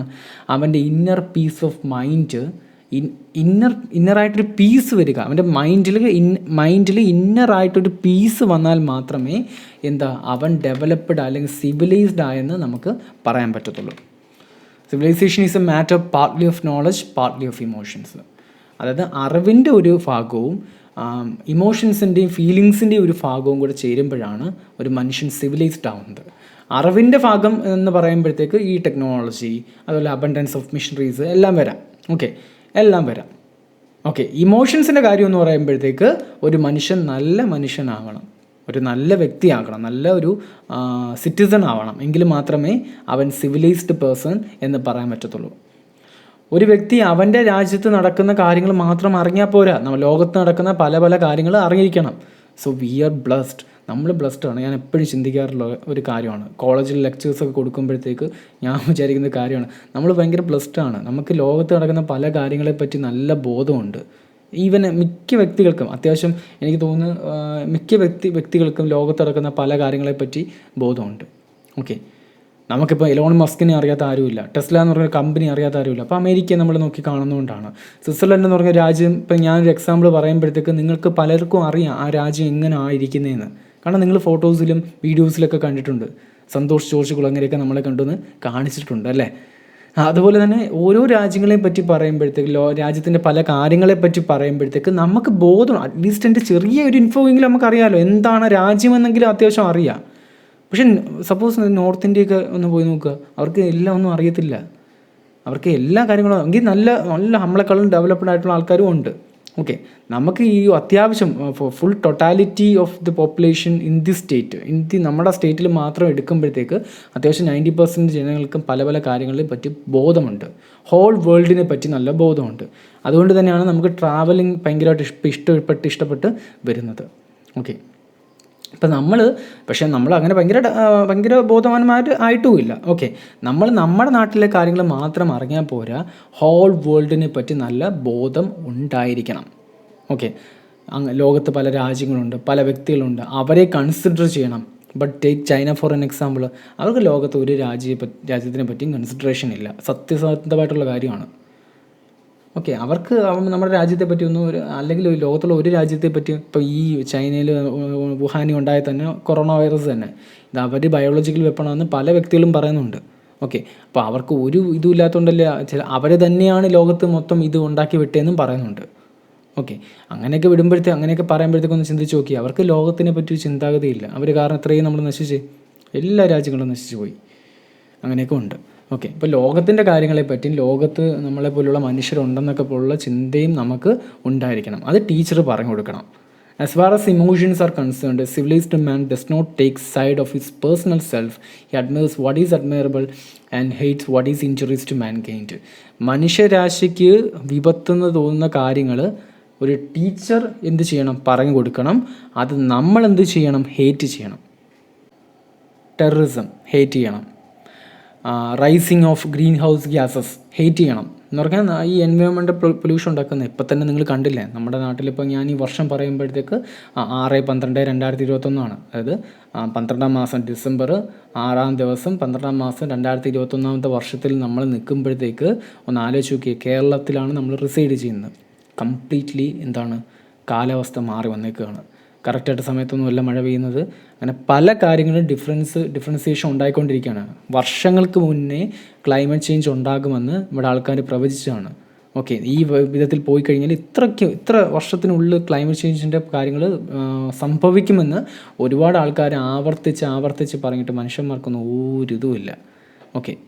അപ്പോൾ പിന്നെ നമ്മളെന്ത് ചെയ്യാനാണ് സാറേ? നമ്മളെന്ത് ചെയ്യാനാണ്? അവരിങ്ങനെ ആൾക്കാർ ഇടന്ന് പറഞ്ഞുകൊണ്ടിരിക്കുമ്പോൾ നമുക്കിപ്പോൾ എന്ത് ചെയ്യാൻ പറ്റും? നിങ്ങൾ ചെയ്യേണ്ട ഗവൺമെൻറ്റിന് ചെയ്യാമായിരുന്നല്ലോ. ഗവൺമെൻറ്റിന് ചെയ്യാമായിരുന്നു. പല ഗവൺമെൻറ്റും പല രാജ്യങ്ങളും മുൻകൈ എടുത്ത് ഈ എൻവയോൺമെൻറ്റൽ പൊല്യൂഷൻ എന്ന് പറയുന്നത് നമ്മുടെ ഇപ്പം നമ്മളെ ആരെങ്കിലും റൂൾ ചെയ്താൽ മതി. ഓക്കെ, ഇപ്പം നിങ്ങൾക്കിപ്പോൾ നിങ്ങൾ റൂൾ ചെയ്ത് MVDക്കാർ വന്നിട്ട് മോട്ടോർ വെഹിക്കിൾ ഡിപ്പാർട്ട്മെൻറ്റുകാർ വന്നിട്ട് എന്ത് ചെയ്യുന്നു, ഓരോന്നിട്ട് ഫൈനുകൾ അടയ്ക്കുന്നുണ്ട്, ഫൈനുകൾ അടപ്പിക്കുന്നുണ്ട്. ഓക്കെ, അത് ഓരോ കാര്യങ്ങൾ ഫൈൻ അടച്ച് നമ്മൾ അതെല്ലാം കറക്റ്റ് ചെയ്യുന്നുണ്ടല്ലോ. നമ്മൾ പേടിച്ച് ഇപ്പോൾ സീറ്റ് ബെൽറ്റ് ഇടുന്നുണ്ട്, പേടിച്ച് ഹെൽമെറ്റ് വെക്കുന്നുണ്ട്, എല്ലാ കാര്യങ്ങളും ചെയ്യുന്നുണ്ട്. ഓക്കെ, അപ്പോൾ അതൊക്കെ നമുക്ക് ഒരു കറക്റ്റായിട്ടൊരു ഗവൺമെൻറ് ഒരു സ്ട്രക്ചർ ഉണ്ടെങ്കിൽ ഉറപ്പായിട്ട് നമ്മൾ എന്ത് ചെയ്യും, ആ റൂളുകൾ നമ്മൾ അനുസരിക്കുക തന്നെ ചെയ്യും. ഓക്കെ, ഇവിടെ റൂളെന്ന് പറയുന്നത് സാധാരണപ്പെട്ട പാവപ്പെട്ട മനുഷ്യർക്കും വേണ്ടി മാത്രമുള്ള രീതികളായിട്ട് മാറുന്നുമുണ്ട് അല്ലേ. അപ്പോൾ അവർ കറക്റ്റായിട്ട് എൻവയോൺമെൻറ്റൽ പൊല്യൂഷൻസ് എല്ലാ രാജ്യങ്ങളും ഇപ്പം ഞാൻ നമ്മുടെ നാട്ടിലെ ഗവൺമെൻറ് മാത്രമല്ല കുറ്റം പറയുന്നത്, എല്ലാ നാട്ടിലെയും ഗവൺമെൻറ്റുകൾ ഇതുപോലെ തീരുമാനമെടുത്ത് പല പല കാര്യങ്ങൾ ഇതിനെ ഫോക്കസ് ചെയ്ത് ഇനി പോയില്ലെങ്കിൽ നമ്മൾ ഭാവിയിൽ വൻ വിപത്തുകൾ നേരിടാൻ പോവുകയാണല്ലേ. വൻ വിപത്തുകളാണ് നേരിടാൻ പോകുന്നത്. ഈ ക്ലൈമറ്റ് ചേഞ്ച് ഒക്കെ എന്നൊക്കെ പറയുന്നത് വളരെ സിംപ്ലിസിറ്റി ആയിട്ട് ഇപ്പോഴും കാണുന്നവരുണ്ട്. അതൊക്കെ ഇപ്പം തന്നെ വെള്ളപ്പൊക്കം എന്തുമാത്രം കിടന്ന മഴയാണ് ഇവിടെ അനുഭവിച്ചുകൊണ്ടിരിക്കുന്നത്. നല്ല മഴയാണ്, നല്ല രീതിയിൽ മഴയുണ്ട്. അതുപോലെ തന്നെ ഇനിയിപ്പം പല പല പ്രശ്നങ്ങളുണ്ടാക്കി പല രാജ്യങ്ങളിലും പല പല പ്രശ്നങ്ങളാണ്. ഈ ഇടയ്ക്ക് ആമസോൺ മഴക്കാടുകൾ മൊത്തം കത്തി വെച്ച് കുറേ ഭാഗങ്ങൾ പോയി. അങ്ങനെ ഈ ഒരു ക്ലൈമറ്റ് ചേഞ്ചിനെ വളരെ സിമ്പിളായിട്ട് കാണുന്ന വ്യക്തികൾ ഇപ്പോഴും നമുക്കിടയിൽ ഉണ്ട്. അപ്പോൾ നമ്മൾ അങ്ങനത്തെ ഉള്ളവർ ഹേറ്റ് ചെയ്യണം, അങ്ങനത്തെ ഉള്ള കാര്യങ്ങൾ ഒരു കുഴപ്പമില്ലെന്ന് പറയുന്നവരെ ഹേറ്റ് ചെയ്യണം. ഓക്കെ, അങ്ങനെ പല പല കാര്യങ്ങൾ മനുഷ്യരാശിക്ക് ഇഞ്ചുറീസ് ആയിട്ടുള്ള എല്ലാ കാര്യങ്ങളും ഹേറ്റ് ചെയ്യണം. ഒരു ടീച്ചർ പറഞ്ഞു കൊടുക്കുകയും വേണം. അഡ്മയർ ചെയ്യുന്ന നമുക്ക് he admires what is admirable, നല്ല നല്ല കാര്യങ്ങളെ അക്സെപ്റ്റ് ചെയ്യുകയും ചെയ്യണം. സോ ചാരിറ്റി നല്ല പ്രവർത്തനമാണ്, ചാരിറ്റിയൊക്കെ നല്ല കാര്യങ്ങളാണ്. അപ്പം അങ്ങനെ പല പല കാര്യങ്ങൾ, സഹജീവി സ്നേഹങ്ങൾ നല്ല നല്ല കാര്യങ്ങളാണ്. പ്രകൃതി സ്നേഹം നല്ല കാര്യങ്ങളാണ്. പ്രകൃതിയോടുള്ള കൂറ്, ഈ വക കാര്യങ്ങളൊക്കെ അഡ്മയർ ചെയ്യേണ്ട കാര്യങ്ങളാണ്. ഓക്കെ, അപ്പോൾ അതൊക്കെ നമ്മൾ അഡ്മയർ ചെയ്യണം. മറ്റുള്ള നമുക്ക് ഇഷ്ടമല്ലാത്ത കാര്യങ്ങളെ നമ്മൾ എന്ത് ചെയ്യണം, ഹേറ്റ് ചെയ്യുകയും ചെയ്യണം. ഒരു ടീച്ചർ എന്ന നിലയിൽ അറിവിൻ്റെയും ഇമോഷൻ്റെയും ആ ഒരു ത്രാസ് എന്ത് ചെയ്യണം, നല്ല രീതിയിൽ ബാലൻസ് ചെയ്ത് കൊണ്ടുപോകണം. ടെക്നോളജിയും മിഷനറീസും അതെല്ലാം കൂടുമ്പോഴത്തേക്ക് ഒരിക്കലും സ്നേഹം, സാഹോദര്യ സ്നേഹം അതുപോലുള്ള കാര്യങ്ങൾ കുറയാൻ പാടില്ല, ഇമോഷൻസ് കുറയാൻ പാടില്ല. ഓക്കെ, നമ്മൾ മെഷീൻസ് മാത്രമല്ല, we are also humans. Okay, നമ്മൾ ഹ്യൂമൻസും കൂടെ ആണല്ലേ. അപ്പം നോളജ് കൂടുമ്പം അറിവിങ്ങനെ കൂടി വരുമ്പോൾ എന്ന് വെച്ചാൽ ആ ടെക്നോളജിക്കൽ സൈഡാണ് പറയുന്നത്. കട്ടിങ് എഡ്ജ് ടെക്നോളജി, ഡെവലപ്മെൻറ്റ്, മെയിനായിട്ട് ഡെവലപ്മെൻറ്റ്, പണം, മെറ്റീരിയൽ തിങ്സ്, പണം, പവർ, ഈ വക കാര്യങ്ങളൊക്കെ കൂടുന്നതിൻ്റെ കൂടെ തന്നെ സ്നേഹം, ലവ്, അഫെക്ഷൻ, എല്ലാ കാര്യങ്ങളും. പ്രേമം എന്ന് പറയുമ്പോൾ ലവ് എന്ന് പറഞ്ഞ ആ ഒരു ടേം യൂസ് ചെയ്യുമ്പോൾ എല്ലാവർക്കും പ്രേമം എന്ന് പറഞ്ഞൊരു രീതിയാണ് എപ്പോഴും വരുന്നത്. പക്ഷേ പ്രേമം മാത്രമല്ല, സഹജീവി സ്നേഹം അല്ലേ, സാഹോദര്യം, ബ്രദർഹുഡ് അല്ലെങ്കിൽ ആ വക കാര്യങ്ങളൊക്കെ നമ്മൾ എന്ത് ചെയ്യണം, കൊണ്ടുപോകണം. നമ്മൾ ഡെവലപ്പ് ചെയ്യുന്നതിനോടൊപ്പം തന്നെ നമ്മുടെ സഹജീവികളോടുള്ള ഇഷ്ടവും നമ്മൾ കാണിക്കണം. ഓക്കെ, എന്ന് വെച്ചാൽ നാളെ രാവിലെ എണീച്ച് പോയി എന്ത് ചെയ്യാൻ പാടില്ല, സഹജീവി ഇഷ്ടമെന്ന് പറഞ്ഞ് തൊട്ടപ്പുറത്തെ വീട്ടിലെ ഏതെങ്കിലും വ്യക്തികളെ പോയി കെട്ടിപ്പിടിക്കാനും ഉമ്മയൊക്കെ അല്ല പറയുന്നത്. ഓക്കെ, അങ്ങനെയൊന്നുമല്ല, എല്ലാം സഹജീവികളായിട്ടുള്ള സ്നേഹം. ഓക്കെ, ലാസ്റ്റ്ലി അവസാനമായിട്ട് എന്താണ് റസൽ പറയുന്നത്, ഓപ്പൺലി പറയുന്നത്, ഒപ്പോസസ് ദ ഡോഗ്മാറ്റിസം എന്ന് പറയുന്നത് ഒരു ഐഡിയ പറയുമ്പോഴത്തേക്ക് അതിന് കറക്റ്റായിട്ടുള്ള ഒരു എവിഡൻസ് ഇല്ല, വസ്തുതകളില്ല, ഫാക്റ്റുകളില്ല, ട്രൂത്തുകളില്ല, ഒന്നുമില്ലാതെ എന്തോ ഒരു കാര്യം ബെഡായി അടിക്കാന്നൊക്കെ കേട്ടില്ല. ബെഡായി അല്ല, അത് അങ്ങനെ ഒരു ടേം പറയാൻ പറ്റത്തില്ല. പക്ഷേ ഒരു എവിഡൻസും ഇല്ലാതെ, ഒന്നുമില്ലാതെ ഒരു കൺസെപ്റ്റ് പറയുക, ഒരു ഐഡിയ പറയുക, അതിന് കംപ്ലീറ്റ്ലി തുറന്നടിച്ചുകൊണ്ട് ഒപ്പോസ് ചെയ്യാണ്, റസൽ പറയുകയാണ്. ഓക്കെ, ഇപ്പോൾ എന്തെങ്കിലും ഒരു തിയറികൾ കൊണ്ടുവരുമ്പോൾ, എന്തെങ്കിലും തിയറീസ് അതിന് കൊണ്ടുവരുമ്പോൾ അതിന് ഇപ്പോൾ ഒരാൾ പറയുക ഇന്ന കാര്യങ്ങൾ കരിക്കുലത്തിൽ ഇൻക്ലൂഡ് ചെയ്താലോ, അല്ലെങ്കിൽ ഇന്ന കാര്യങ്ങൾ നമ്മൾ പറഞ്ഞു കൊടുത്താലോ കുട്ടികൾ ഇന്ന വഴിക്ക് പോകും. അതിനൊരു എവിഡൻസ് വേണ്ടേ, കറക്റ്റായിട്ടുള്ള വസ്തുതകൾ, ഫാക്റ്റുകൾ വേണം, അല്ലെങ്കിൽ കറക്റ്റായിട്ടുള്ള തിയറീസ് വേണം. തിയറി പ്രാക്ടിക്കൽ തിയറി ആയിരിക്കണം. അതൊക്കെ ഉണ്ടെങ്കിലേ നമുക്ക് അതാണെന്ന് പറയാൻ പറ്റത്തുള്ളൂ. ഇതിന് ഉപയോഗം ഉണ്ടോന്നോ ഉപയോഗം ഇല്ലയോ എന്ന് പറയാൻ പറ്റത്തുള്ളൂ. ഒരു എവിഡൻസും ഇല്ലാതെ എന്തോ ഒരുത്തൻ കണ്ടുപിടിച്ചെന്ന് വെച്ച് ഒരു ഐഡിയ പറഞ്ഞെന്ന് വെച്ച് അതൊരിക്കലും പ്രാക്ടിക്കൽ സൈഡിലോട്ട് വരുമ്പോഴത്തേക്ക് കറക്റ്റ് ആകില്ല. അതിന് കംപ്ലീറ്റ്ലി ഓപ്പണായിട്ട് ഒപ്പോസ് ചെയ്യുകയാണ് റസൽ. അതുപോലെ ടോട്ടാലിറ്റേറിയൻ ഇമ്പീരിയലിസം. ഈ ടോട്ടാലിറ്റേറിയനിസം എന്ന് വെച്ച് കഴിഞ്ഞാൽ എന്ത് ചെയ്യുകയാണ്, ജീവിക്കുന്ന ജനതയുടെ കംപ്ലീറ്റ് കൺട്രോള് ഗവൺമെൻറ് ഏറ്റെടുക്കുകയാണ്. അപ്പോൾ അത്തരത്തിലുള്ള imperialism, okay, controlled education control ചെയ്യുകയാണ്. അതെങ്ങോട്ടേക്ക് ലീഡ് ചെയ്യുമെന്നാണ് റസൽ പറഞ്ഞത്? എക്സ്ട്രീമിസത്തിലോട്ട്. ഓക്കെ, എക്സ്ട്രീമിസം എന്ന് വെച്ച് കഴിഞ്ഞാൽ എന്താണ്? തീവ്രവാദം അല്ലെങ്കിൽ തീവ്രമായിട്ടുള്ള കാര്യങ്ങൾ, അത് തീവ്രവാദത്തിലേക്ക് കൊണ്ടെത്തിക്കും. ഓക്കെ, അല്ലെങ്കിൽ ടോട്ടൽ അനാർക്കിയിലേക്ക് കൊണ്ടെത്തിക്കും അല്ലേ. ഗവൺമെൻറ് ഭരിക്കുന്ന ഗവൺമെൻറ്റിൻ്റെ ഹിഡൻ അജണ്ടകൾ കൊണ്ടുവന്ന് എഡ്യൂക്കേഷനിൽ ഇംപ്ലിമെൻറ്റ് ചെയ്യാനുള്ളതല്ല. അത് അവർക്ക് വേണമെങ്കിൽ തുറന്നായിട്ടുള്ള വേദിയിൽ പ്രസംഗിക്കാം, അല്ലെങ്കിൽ എന്ത് വേണമെങ്കിലും അവർക്ക് പറയാം, അവരുടെ ഇഷ്ടം, അതിനൊക്കെ അവകാശമുണ്ട്. എന്ന് വെച്ചാൽ അവരുടെ ചിന്തകൾ, കോഡ്സുകൾ, ഈ വക കാര്യങ്ങളൊക്കെ എന്ത് ചെയ്യാൻ പാടില്ല? ഒരിക്കലും എഡ്യൂക്കേഷനിൽ കൊണ്ടുവന്ന്, എഡ്യൂക്കേഷൻ ടെക്സ്റ്റുകളിൽ കൊണ്ടുവന്നോ കാരിക്കുലത്തിൽ കൊണ്ടുവന്നോ ഇൻക്ലൂഡ് ചെയ്യാൻ പാടില്ല. അതൊരു തരത്തിൽ തീവ്രവാദമാണ്. സപ്പോസ് ഒന്ന് ആലോചിച്ച് നോക്കി, ഇപ്പം തന്നെ അഫ്ഗാനിസ്ഥാൻ പോട്ട്, അതൊന്നും വേണ്ട, ഒരു എക്സാമ്പിൾ എടുക്കുക. ഒരാൾ എന്താ പറയുന്നത്, ഒന്നുകിൽ ഏതെങ്കിലും ഒരു റിലീജിയസ്, ഹിന്ദു അല്ലെങ്കിൽ മുസ്ലിംസ്, ക്രിസ്ത്യൻസ്, എന്ത് വേണമെങ്കിലും എടുക്കുക, ഒരു എക്സ്ട്രീമിസ്റ്റാണ്, അതിൽ അടിച്ച് ഉറച്ച് വിശ്വസിക്കുന്ന വ്യക്തിയാണ്, അല്ലെങ്കിൽ ഒരു ആൾദൈവമാണ് അവിടെ ഇരിക്കുന്നത്. അയാൾ നമ്മുടെ നിർഭാഗ്യവശാൽ നമ്മുടെ മുഖ്യമന്ത്രി അല്ലെങ്കിൽ ഗവൺമെൻറ് ആയിപ്പോയി, ഗവൺമെൻറ്റിലൊരു മന്ത്രി ആയിപ്പോയി. നിർഭാഗ്യവശാൽ മുഖ്യമന്ത്രി അല്ലെങ്കിൽ പോട്ട് നമ്മുടെ എഡ്യൂക്കേഷൻ മിനിസ്റ്റർ ആയിപ്പോയി. എഡ്യൂക്കേഷൻ മിനിസ്റ്റർ പറയുകയാണ്, നാളെ തൊട്ട് നിങ്ങൾ അടുത്ത സിലബസ് കൊണ്ടുവരുമ്പോഴത്തേക്ക് ഞാൻ വിശ്വസിക്കുന്ന കാര്യങ്ങളൊക്കെ നിങ്ങളതിൽ ഇംപ്ലിമെൻറ്റ് ചെയ്യണം. നടക്കുന്ന കാര്യമാണോ? അപ്പോൾ അങ്ങനെ കൺട്രോൾഡ് ആക്കാൻ പറ്റത്തില്ല. അത് തീവ്രവാദമാണ്. ഒരു തരത്തിൽ നോക്കിക്കഴിഞ്ഞാൽ അത് എക്സ്ട്രീമിസമാണ്. അവരുടേതായ ആശയങ്ങൾ അതിൽ കൊണ്ടുവരാൻ പാടില്ല. അവർക്ക് തുറന്നടിച്ചുള്ള വേദികളുണ്ട്, പ്രസംഗിക്കാൻ സ്ഥലങ്ങളുണ്ട്, അവിടെ കൊണ്ടുവന്ന് അവരുടെ ആശയങ്ങൾ അവർക്ക് ഇംപ്ലിമെൻറ്റ് ചെയ്യാം. അല്ലാതെ ഒരു കുട്ടി പഠിക്കുന്ന സ്ഥലത്ത് ഈ കൊച്ചുനാളിലെ ഇത്തരത്തിലുള്ള കാര്യങ്ങൾ പറഞ്ഞു കൊടുക്കാൻ ആർക്കും അവകാശമില്ല. അവിടെ പറഞ്ഞു കൊടുക്കേണ്ടത് സത്യസന്ധമായിട്ടുള്ള കാര്യങ്ങൾ, വസ്തുതകൾ, സയൻറ്റിഫിക് പരമായിട്ടുള്ള കാര്യങ്ങൾ, ഓക്കെ, ഇതൊക്കെയാണ് നമ്മൾ പറഞ്ഞു കൊടുക്കേണ്ടത്. സ്നേഹം, സാഹോദര്യം, ഇതൊക്കെയാണ് പറഞ്ഞു കൊടുക്കേണ്ടത്. അടുത്തതായിട്ട് റസൽ പറയുകയാണ്, ജർമ്മനിയിൽ റോമൻ കാത്തോലിസം എന്ന് പറഞ്ഞ ഒരു കൺസെപ്റ്റ്, അത് റിലീജിയസ് കൺസെപ്റ്റ് അല്ലേ, ആ ഒരു കൺസെപ്റ്റ് കൊണ്ടുവന്നിട്ട് കരിക്കുലത്തിൽ കൊണ്ടുവന്ന് ഇൻക്ലൂഡ് ചെയ്തേക്കാണ്. ഈ കരിക്കുലം സിലബസും തമ്മിലുള്ള ഡിഫറൻസ് നിങ്ങൾക്ക് അറിയാമല്ലോ. ഇപ്പം BEd പഠിച്ചവരൊക്കെ ആണെങ്കിൽ നല്ലവണ്ണം അറിയാം. കരിക്കുലം എന്ന് വെച്ച് കഴിഞ്ഞാൽ കരിക്കുലത്തിൽ എല്ലാം ഇൻക്ലൂഡഡ് ആണ്. ഒരു കുട്ടി 1ാം ക്ലാസ് ചേർന്നപ്പോൾ തൊട്ട് ഇപ്പം 5ാം ക്ലാസ് വരെ സ്കൂളിൽ പഠിച്ചിട്ടുണ്ടെങ്കിൽ ആ 1 തൊട്ട് 5 വരെയുള്ള, അല്ലേ പോട്ടെ, 1ാം ക്ലാസ്സിൽ ഒരു കുട്ടി ചേർന്നു, 2ാം ക്ലാസ്സിൽ അടുത്ത വർഷമായില്ലേ, അപ്പോൾ 1ാം ക്ലാസ് തൊട്ട് 2ാം ക്ലാസ് വരെയുള്ള കംപ്ലീറ്റ് ആയിട്ടുള്ള ആക്ടിവിറ്റീസാണ് കരിക്കുലത്തിൽ ഇൻക്ലൂഡഡ് ആവുന്നത്. എന്ന് പറഞ്ഞാൽ അത് അവൻ്റെ എക്സ്ട്രാ കരിക്കുലർ ആക്ടിവിറ്റീസ് വരും. ആർട്ട് ആൻഡ് അവൻ കലാപരമായിട്ട് എന്തെങ്കിലും അവന് കഴിവുകൾ ഉണ്ടെങ്കിൽ അത് കരിക്കുലത്തിൽ ഇൻക്ലൂഡഡ് ആണ്. അങ്ങനെ ആ കുട്ടി ആ ഒരു വർഷം എന്തൊക്കെ കാര്യങ്ങൾ ചെയ്യുന്നോ അതെല്ലാം കരിക്കുലത്തിലാണ് വരുന്നത്. ബട്ട് കമ്പയർഡ് ടു സിലബസുമായിട്ട് കമ്പയർ ചെയ്യുമ്പോൾ സിലബസ് എന്ന് പറയുന്നത് ബുക്കിലുള്ള കാര്യം പഠിപ്പിക്കുന്ന കാര്യങ്ങൾ മാത്രമാണ്. ഓക്കെ, മൊഡ്യൂൾ 1 മൊഡ്യൂൾ 2 എന്ന് വെച്ച് നമ്മൾ പഠിക്കത്തില്ലേ, ആ സെക്ഷൻ മാത്രമാണ് സിലബസ്. കരിക്കുലം എന്ന് പറഞ്ഞു കഴിഞ്ഞാൽ അതിന് അധീനമായിട്ട് ചെയ്യുന്ന കാര്യങ്ങൾ. അപ്പം സിലബസ് കരിക്കുലത്തിൻ്റെ അകത്തെ ഒരു പാർട്ട് മാത്രമാണ് കേട്ടോ. കരിക്കുലത്തിൽ സിലബസ് വരുന്നുണ്ട്, എക്സ്ട്രാ കരിക്കുലർ ആക്ടിവിറ്റീസ് വരുന്നുണ്ട്, അങ്ങനെ പല കാര്യങ്ങളും വരുന്നുണ്ട്. ഇത് BEd പഠിക്കാത്തവർക്ക് വേണ്ടി അഡീഷണൽ പറഞ്ഞ ഒരു കാര്യമാണ് കേട്ടോ. ഓക്കെ, അപ്പം ഈ ഒരു റോമൻ കാത്തോലിസം അവരുടെ കരിക്കുലത്തിൽ ഇംപ്ലിമെൻറ്റ് ചെയ്തു. ഇതൊരു ടോണിക്കായിട്ട് മാറി, ഒരു ടോക്സിക് ആയിട്ടുള്ള വിഷം നിറയ്ക്കുന്ന ഒരു ടോണിക്കായിട്ട് മാറി. എന്നിട്ട് ഒരു നാസി എന്ന് പറഞ്ഞ ഗ്രൂപ്പിനെ, ഒരു ബാർബാറിക് ഗ്രൂപ്പ്, നാസി ആരുടെയാണ്? അഡോൾഫ് ഹിറ്റ്ലർ ഉണ്ടാക്കിയ നാസി ലക്ഷക്കണക്കിന് ജൂതന്മാരെ കോൺസെൻട്രേഷൻ ക്യാമ്പുകളിൽ കൊണ്ടുവന്ന് കൂട്ടക്കൊലയ്ക്ക് വിധേയമാക്കിയ നാസീസ്. അപ്പോൾ ആ ഒരു ഗ്രൂപ്പിനെ ഫോം ചെയ്യാൻ വേണ്ടിയിട്ട് ഒരു ടോക്സിക് ടോണിക്കായിട്ട് മാറി അല്ലേ. അപ്പം ഹിറ്റ്ലർ പറഞ്ഞു, വി ആർ ആര്യൻസ്, നമ്മൾ ആര്യന്മാരാണ് അല്ലേ, നമ്മളാണ് ഈ ലോകം ഭരിക്കേണ്ടവർ. അങ്ങനെയുള്ള അത്രയും ബാർബാറിക് ആയിട്ടുള്ള ഒരു നരഭോജികളല്ലേ, നരഭോജിപരമായിട്ടുള്ള ആൾക്കാരാണ് ഈ നാസീസ്.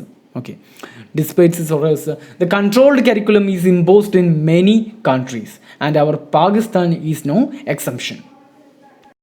സോ കൺട്രോൾഡ് ആയിട്ടുള്ള കരിക്കുലം പല രാജ്യങ്ങളിലും ഇപ്പോഴും ഇമ്പോസ് ചെയ്തിരിക്കുന്നു.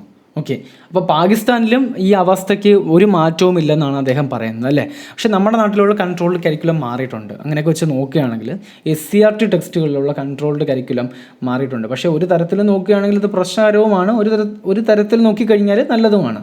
പഠിക്കുന്നവർക്ക് നല്ലതാണ്, പഠിക്കാത്തവർക്ക് ഒരു ഗുണവുമില്ല അല്ലേ. നമ്മുടെ കുട്ടി ചൈൽഡ് സെൻറ്റേർഡ് ആയിട്ടുള്ള എഡ്യൂക്കേഷനാണ് ഇപ്പോൾ വന്നുകൊണ്ടിരിക്കുന്നത്. കുട്ടി തനിയെ പഠിക്കട്ടെ, തനിയെ പഠിച്ച് അവൻ്റെ അറിവുകൾ നേടട്ടെ എന്നുള്ള രീതിയിലാണ്, അൺകൺട്രോളബിൾ ആയിട്ടുള്ള രീതിയാണ് കരിക്കുലം. ഓക്കെ, പക്ഷേ അത് ഒരു തരത്തിൽ നോക്കിക്കഴിഞ്ഞാൽ തന്നെ പഠിക്കട്ടെ എന്ന് പറഞ്ഞാൽ എത്രത്തോളം കുട്ടി പഠിക്കുന്നത്, എത്രത്തോളം പഠിക്കും. നല്ല പഠിക്കണം എന്നൊക്കെ ആഗ്രഹമുള്ള കുട്ടികളാണെങ്കിൽ പഠിക്കും. പക്ഷെ പഠിക്കേണ്ട ആഗ്രഹമില്ലാത്ത കുട്ടികളാണെങ്കിൽ അതങ്ങ് അവിടെ കിടക്കത്തേ ഉള്ളൂ അല്ലേ, കിടക്കത്തേ ഉള്ളൂ. സോ ഒരു തരത്തിൽ നോക്കിക്കഴിഞ്ഞാൽ ഇങ്ങനെ കൺട്രോൾഡ് അല്ലാത്ത കരിക്കുലം പ്രശ്നകരവുമാണ്. ഓക്കെ, അപ്പോൾ അതിന് കറക്റ്റായിട്ടുള്ള ഒരു മിക്സ്ചർ ഉണ്ടായിരിക്കണം. ചില ഭാഗത്ത് ഈ ഒരു കൺട്രോൾഡിൻ്റെ സ്വാധീനം കൂടി ഇങ്ങനത്തുള്ള കരിക്കുലത്തിൽ, നമ്മുടെ കരിക്കുലത്തിൽ ഇൻക്ലൂഡ് ആക്കേണ്ട സമയം അതിക്രമിച്ചിട്ടില്ല എങ്കിലും ഇൻക്ലൂഡ് ആക്കണം. കാരണം നമ്മൾ കണ്ടിട്ടുള്ള വ്യക്തികളാണ്, പലർക്കും ഒന്നും അറിയത്തില്ല, കുട്ടികൾക്കൊന്നും പലർക്കും അറിയത്തില്ല. പണ്ട് കമ്പെടുത്ത് പഠിക്കാൻ പറയുമ്പോൾ തന്നെ ഇരുന്ന് പഠിച്ചോളും. ഇപ്പോൾ കുട്ടി തനിയെ പഠിക്കട്ടെ, കമ്പ് പോലും എടുക്കാൻ പറ്റത്തില്ല.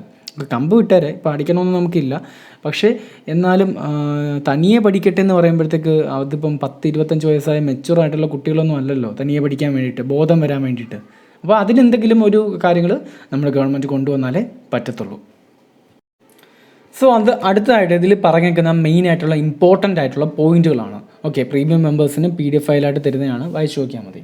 Main point, Russell opposes state control over education. ഈ സ്റ്റേറ്റ് എന്ന് പറയുന്നതിൻ്റെ വേറൊരു അർത്ഥം എന്ന് വെച്ച് കഴിഞ്ഞാൽ കൺട്രി എന്ന് തന്നെയാണ് അർത്ഥം കേട്ടോ. ഡെമോക്രസിയിൽ നമ്മൾ പഠിക്കുന്ന കാര്യമാണ്. സ്റ്റേറ്റിൻ്റെ അർത്ഥം കൺട്രി എന്ന് കൂടെ അർത്ഥമുണ്ട്. ഡെമോക്രസിയിൽ നമ്മൾ പഠിക്കുന്ന കാര്യമാണ്. ഡെമോക്രസി എന്ന് പറഞ്ഞാൽ ഫിലോസഫിയിൽ പഠിക്കുമ്പോഴത്തേക്ക് സ്റ്റേറ്റിന് യഥാർത്ഥ ഇങ്ങനൊരു അർത്ഥം കൂടിയുണ്ട്. State means country. So countries control over education. State consist of the people and the government. State consists of the people and the government. It is evident through this essay that Russell openly shows his hatred against the state control over education and curriculum. അപ്പം പറഞ്ഞു തരേണ്ട ആവശ്യമില്ല, അദ്ദേഹത്തിന് complete ആയിട്ട് എതിർപ്പാട് ഈ state അവരുടെ എഡ്യൂക്കേഷനിലും കരിക്കുലത്തിലൊക്കെ control ഏറ്റെടുക്കുന്നത്. His detest എന്ന് വെച്ചാൽ ഹേട്രഡ് തന്നെയാണ്. Is justifiable. അദ്ദേഹം കാണിക്കുന്ന ഹേട്രഡ് നമുക്കെന്ത് ചെയ്യാം, നമുക്ക് യോജിക്കാൻ പറ്റുന്നൊരു കാര്യമാണ്. ജനാധിപത്യം ഉള്ള കൺസെപ്റ്റുള്ള ഒരു രാജ്യത്ത്, അവിടെ ജനാധിപത്യം നിറഞ്ഞ അല്ലെങ്കിൽ ജനാധിപത്യം രാജ്യത്ത്, ഒരു ജനാധിപത്യം എന്ന് പറഞ്ഞാൽ ഫിലോസഫി ഉള്ള ഒരു രാജ്യത്ത് ഇറ്റ് ഈസ് റെഡിക്കുലസ് ആണ്. എന്താ പറയുന്നത്, ഒരു സ്റ്റേറ്റ് കരിക്കുലം ടേക്ക് ഓവർ ചെയ്യുന്നത്, decides what is right and what is wrong for its people. എന്താണ് ശരി എന്താണ് തെറ്റെന്ന് പറഞ്ഞ് നമ്മൾ പറയുന്നത് അല്ലേ. തൊട്ട് മുമ്പത്തെ 2-3 സ്ലൈഡുകളിൽ ഞാൻ പറഞ്ഞായിരുന്നു ഫെയർ ആൻഡ് അഗ്ലി, ആ ഡിഫറൻസിയേഷൻ, ആ ഇമേജിങ് അവിടെ കാണിച്ചതാണ്.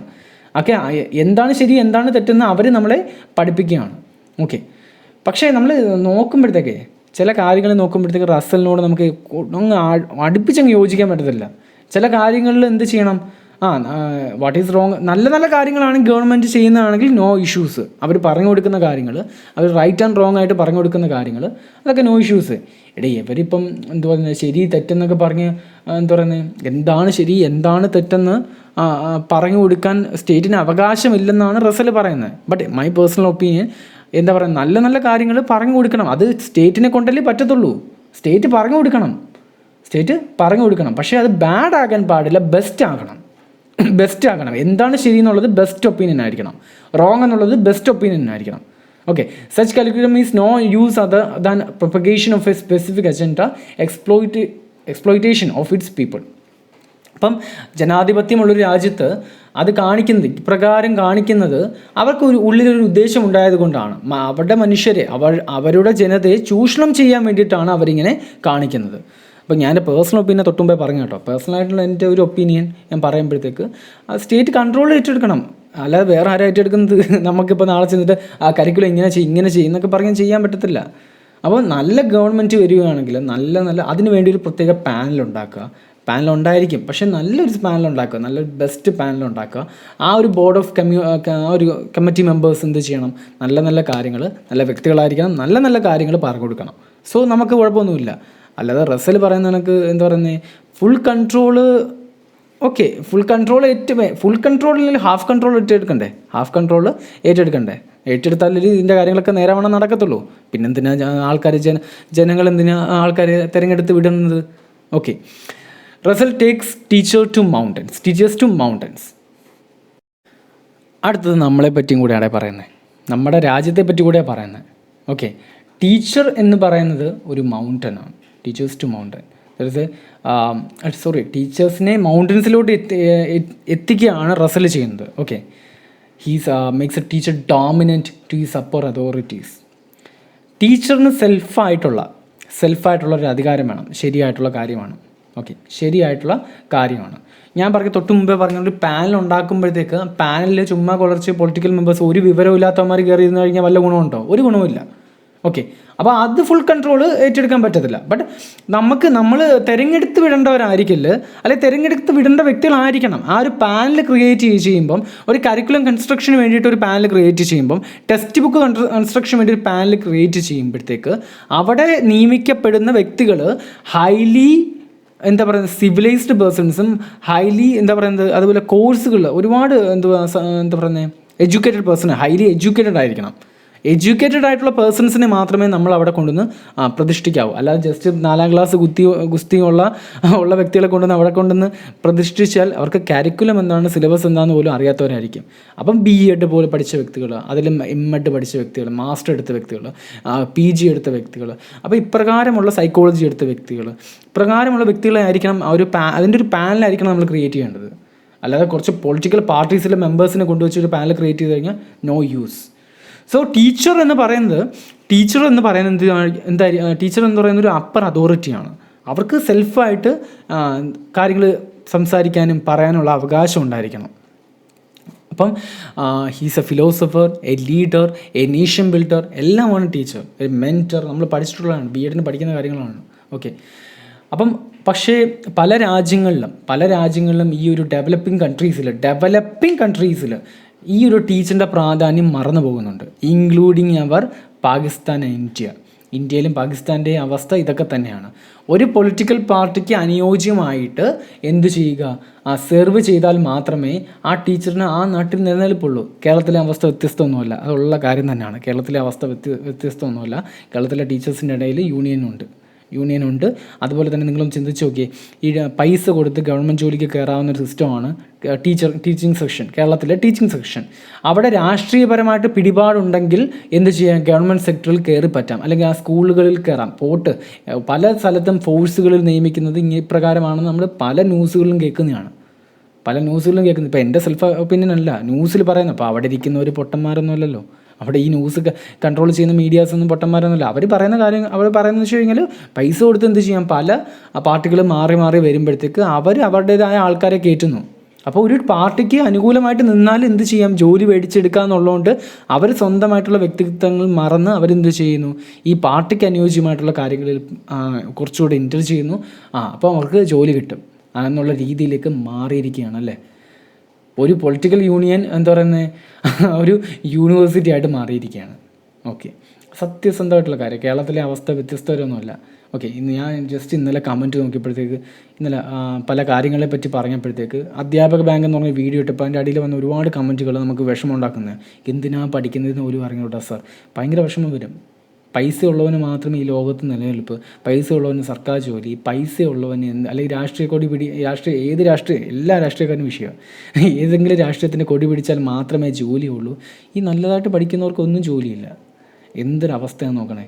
കിട്ടുന്നില്ലെന്നല്ല, എന്നാലും എന്തുമാത്രം എന്തുമാത്രം സ്ട്രഗിൾ ചെയ്യണം ഒരാൾ ഒരു ജോലി നേടാൻ വേണ്ടിയിട്ട്, എന്തുമാത്രം സ്ട്രഗിൾ ചെയ്യണമെന്ന് നമ്മൾ മനസ്സിലാക്കണം. ഓക്കെ, സോ അടുത്ത point, Russell favours democracy of എഡ്യൂക്കേഷൻ്റെ ഡെമോക്രസി.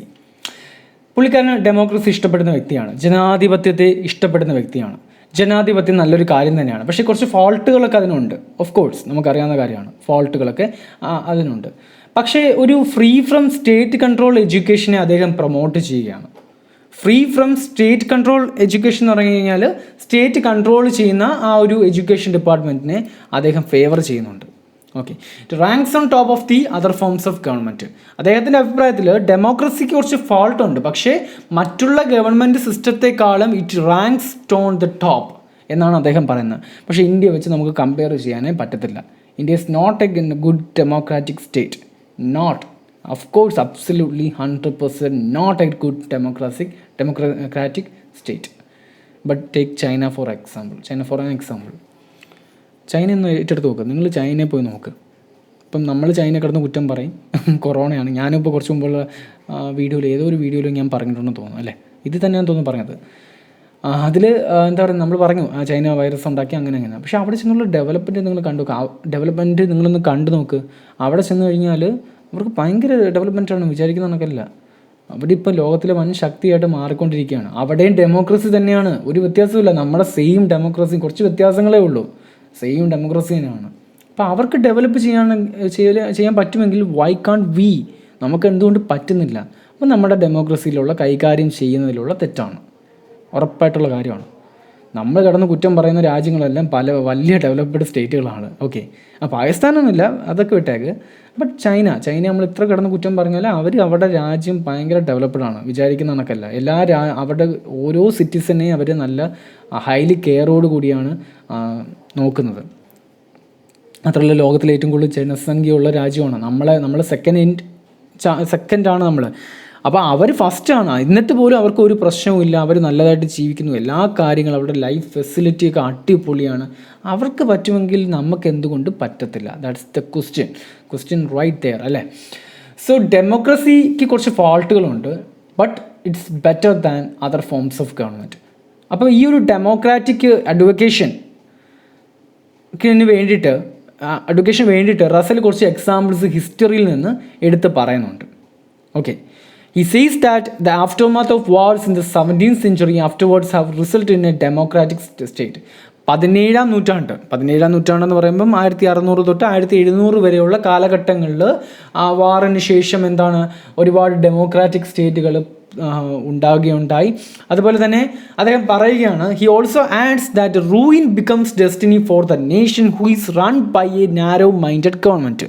എന്ന് വെച്ച് കഴിഞ്ഞാൽ റൂയിൻസ് എന്ന് പറയുമ്പോൾ അറിയാലോ, തരിശ് ഭൂമി, ഒന്നും ഇല്ലാത്ത ഭൂമി. ആ ഭൂമി ഒരു ലക്ഷ്യമായിട്ട് മാറും, ഡെസ്റ്റിനി ആയിട്ട് മാറും. ഡെസ്റ്റിനി എന്ന് പറഞ്ഞാൽ ആ ലക്ഷ്യം, അല്ലേ? അപ്പം നല്ലത് എന്ന് പറയുമ്പോഴത്തേക്ക് നമുക്ക് പലർക്കും പല ലക്ഷ്യങ്ങളില്ലേ. വിജയം കൈവരിക്കുക, നല്ലതാവുക, ഇപ്പം ഒരു നല്ല രാഷ്ട്രീയ പ്രവർത്തകനാണെങ്കിൽ ഉറപ്പായിട്ടും ചിന്തിക്കുന്നത് തൻ്റെ ജനതയുടെ സമ്പദ് സമൃദ്ധി, ജനതയുടെ ഡെവലപ്മെൻറ്റ്, അതായിരിക്കും അവൻ്റെ ഡെസ്റ്റിനി. പഠിക്കുന്ന ഒരു സ്റ്റുഡൻറ്റിനെ സംബന്ധിച്ചിടത്തോളം, അല്ലെങ്കിൽ ജോലി മേടിക്കാൻ നിൽക്കുന്ന ഒരു കോമ്പറ്റീറ്റീവ് എക്സാമിന് വേണ്ടി നിൽക്കുന്ന ഒരു വ്യക്തിയെ സംബന്ധിച്ചിടത്തോളം അവന് ഡെസ്റ്റിനി എന്ന് പറയുന്നത് ഒരു ജോലി മേടിക്കുക, അവൻ്റെ ലക്ഷ്യം എന്ന് പറയുന്നത്. പക്ഷേ ചിലരുടെ ലക്ഷ്യം എന്ന് പറയുന്നത് കംപ്ലീറ്റ് വിനാശകരമാണ്, എന്ന് പറഞ്ഞാൽ റൂയിൻസാണ്, തരിശ് ഭൂമിയാണ് അവരുടെ ലക്ഷ്യം. അത് എത്തരത്തിലുള്ള ഗവൺമെൻറ് റൂൾ ചെയ്യുമ്പോഴാണ്, ഇടുങ്ങിയ ചിന്താഗതിയുള്ള ഗവൺമെൻറ് റൂൾ ചെയ്ത് കഴിഞ്ഞാൽ അവരുടെ ലക്ഷ്യം എന്ന് പറയുന്നത് തരിശ് ഭൂമിയെ പറ്റിയായിരിക്കും, അല്ലെങ്കിൽ തരിശ് ഭൂമിയാണ്, നഷ്ടതയാണ് അവരുടെ ലക്ഷ്യം, കംപ്ലീറ്റ്ലി ഡിസ്ട്രക്ഷനാണ്, വിനാശകാരിയായിട്ടുള്ള കാര്യങ്ങളാണ് അവരുടെ ലക്ഷ്യം എന്നാണ് റസൽ പറഞ്ഞത്. So we will be ruled by broad minded government, അല്ലേ? And civilization is something about the internal. So സിവിലൈസേഷൻ്റെ കാര്യം കൂടി റസൽ പറയുന്നുണ്ട്. ഇത് നമ്മൾ ഒരുപാട് തവണ പറഞ്ഞാണ്, ജസ്റ്റ് അങ്ങ് പറഞ്ഞു പോവാം. നമ്മളിപ്പോൾ പറഞ്ഞത് മറ്റേ ത്രാസിൻ്റെ ഇക്വിലിബ്രിയം സ്റ്റേറ്റ്, നോളജ്, ഇമോഷൻ, രണ്ട് ഭാഗങ്ങൾ കൂട്ടിയിണക്കി കൊണ്ടുവേണം നമ്മൾ കൊണ്ടുപോകാൻ എന്നൊക്കെ നമ്മൾ പറഞ്ഞില്ലായിരുന്നു. അത് തന്നെയാണ് ഇതിലും പറയുന്നത്. സിവിലൈസേഷൻ ഒരു ഗുഡ് സിവിലിയൻ ആക്കുന്നത്, ഒരു ഗുഡ് സിറ്റിസൺ ആക്കുന്നത്, ഒരു നല്ല സിവിലൈസേഷൻ ഒരു രാജ്യത്തിനോ ഒരു സംസ്കാരത്തിനോ ഉണ്ടെന്ന് പറയുന്നത് അവിടെ ഒരു internal peace of mind attain ചെയ്യുമ്പോഴാണ്. അവിടെ ഒരു വെൽ ബാലൻസ്ഡ് ഇൻ്റലക്ച്വൽ കൺസിലിയേഷൻ ഉണ്ടായിരിക്കണം. എന്തിൻ്റെ റീകൺസിലിയേഷൻ? ഭൗതികപരമായിട്ടുള്ള ഒരു യോജിപ്പുണ്ടായിരിക്കണം, ഒരു കൺസ്ട്രക്റ്റീവ് നോളജിൻ്റെയും ഇമോഷൻ്റെയും യോജിപ്പുണ്ടായിരിക്കണം, എല്ലാം ഉണ്ടായിരിക്കണം. മെറ്റീരിയൽ തിങ്സ്, പണം, പദവി, അംഗീകാരം, റെസ്പെക്റ്റ് എല്ലാം ഉണ്ടായിരിക്കണം നോളജിൽ.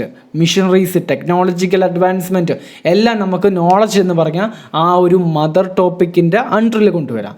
ബട്ട് ഇമോഷൻസിൽ ലവ്, അഫെക്ഷൻ, അതുപോലെ എന്താ പറയുക ബ്രദർഹുഡ്, അതുപോലെ തന്നെ ഫാമിലി, ഇതൊക്കെ ഇമോഷൻസ്, ഈ വക കാര്യങ്ങളും നമുക്കുണ്ടായിരിക്കണം.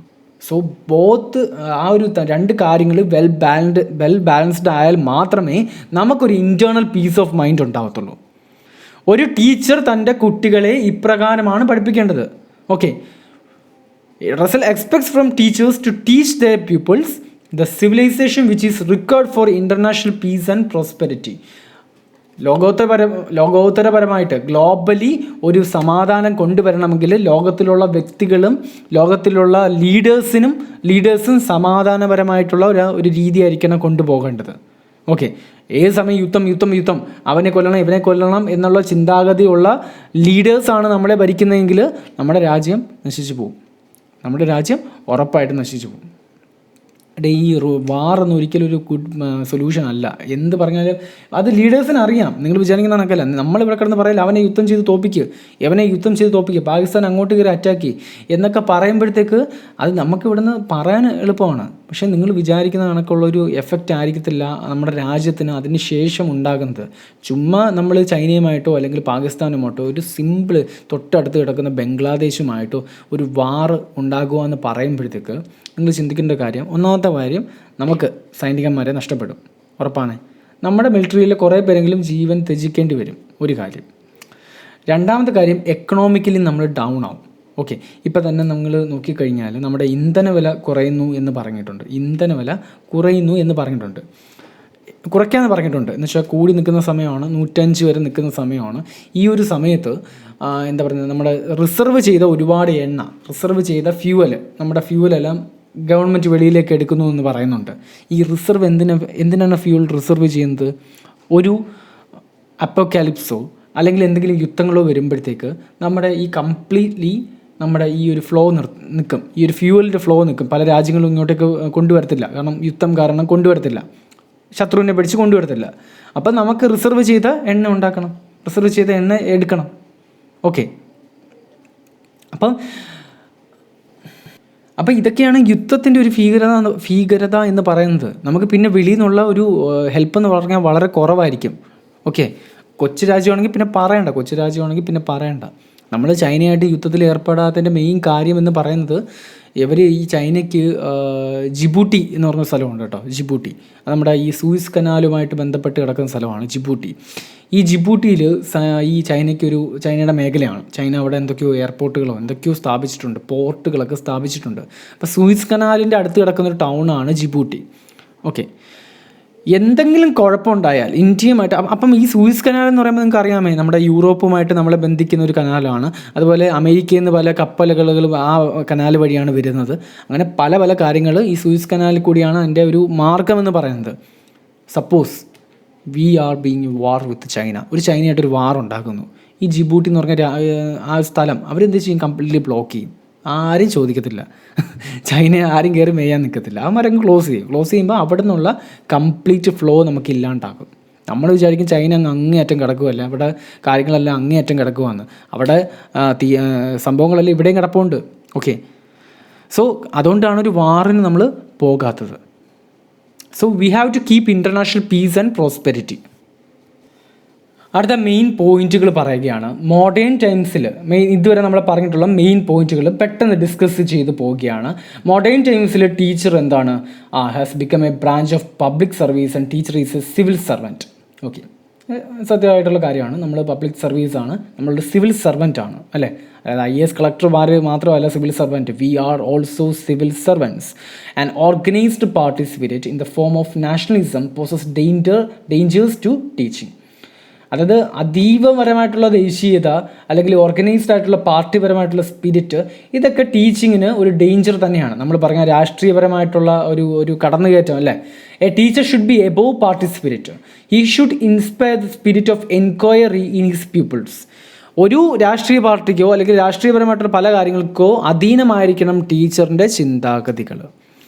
ടീച്ചർ കുട്ടികൾക്കിടയിൽ ഈ ഒരു ത്വര എന്നൊക്കെ നമ്മൾ പറയത്തില്ല, എൻക്വയറി എന്ന് പറഞ്ഞാൽ സ്പിരിറ്റ് ഉണ്ടാക്കിയെടുക്കണം. എന്തിനും ഏതിനും ഡൗട്ട് തോന്നിക്കണം ഒരു സ്റ്റുഡൻറ്റിന്. ഡൗട്ട് തോന്നുന്ന എപ്പോഴാണ്? നമുക്കൊരു കാര്യത്തിൽ കൺഫ്യൂഷൻ വരുമ്പോഴാണ്, പഠിച്ച കാര്യത്തിൽ ഒരുപാട് നമ്മൾ ഓവർ തിങ്ക് ചെയ്യുമ്പോഴാണ്. ആ ഒരു ഓവർ തിങ്കിങ് നല്ലതാണ്, ആ ഒരു സ്പിരിറ്റ് ഓഫ് എൻക്വയറി നല്ലതാണ്. അത് ടീച്ചർ കുട്ടികളെ പഠിപ്പിക്കണം. ഒരു കാര്യങ്ങളും അറിയാതെ അറ്റവും മൂലയും വെച്ചുകൊണ്ട് മാത്രം ഒരു കാര്യത്തെ വിലയിരുത്താതെ എല്ലാ കാര്യങ്ങളിലും നമുക്ക് ഡൗട്ടുകൾ ഉണ്ടായിരിക്കണം. ടീച്ചർ സിവിലൈസേഷൻ്റെ ഗാർഡുകളാണ്. സാഹോദര്യ സ്നേഹം, അതുപോലെ ഭൗതികപരമായിട്ടുള്ള അച്ചീവ്മെൻറ്റ്, സെൻസിറ്റീവ്നെസ്, ഇതൊക്കെ ആൾക്കാരുടെ ഇടയിൽ എന്ത് ചെയ്യണം? ഇംപ്ലിമെൻറ്റ് ചെയ്യണം. പ്രധാനമായിട്ടും കുട്ടികൾക്കിടയിലേക്ക് ഇത് കൊണ്ടുവരണം. Love of mankind, great intellectual thinking, sensitiveness. Okay, how done positive good to the world. Civilized man aims at the welfare of mankind. പറയണ്ടല്ലോ. A teacher should have great affection for his people. He should show them possibilities of delightfulness and useful activities. അറിയാവുന്ന കാര്യമാണ്.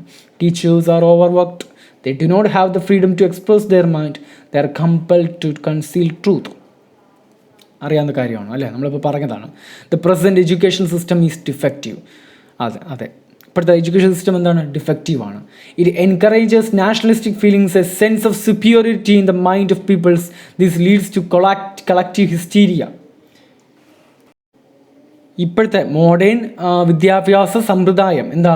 ന്യൂനതകളുള്ളതാണ്, ഡിഫക്റ്റീവ്നെസ് ഉള്ളതാണ്, കുറവുകൾ ഉള്ളതാണ്.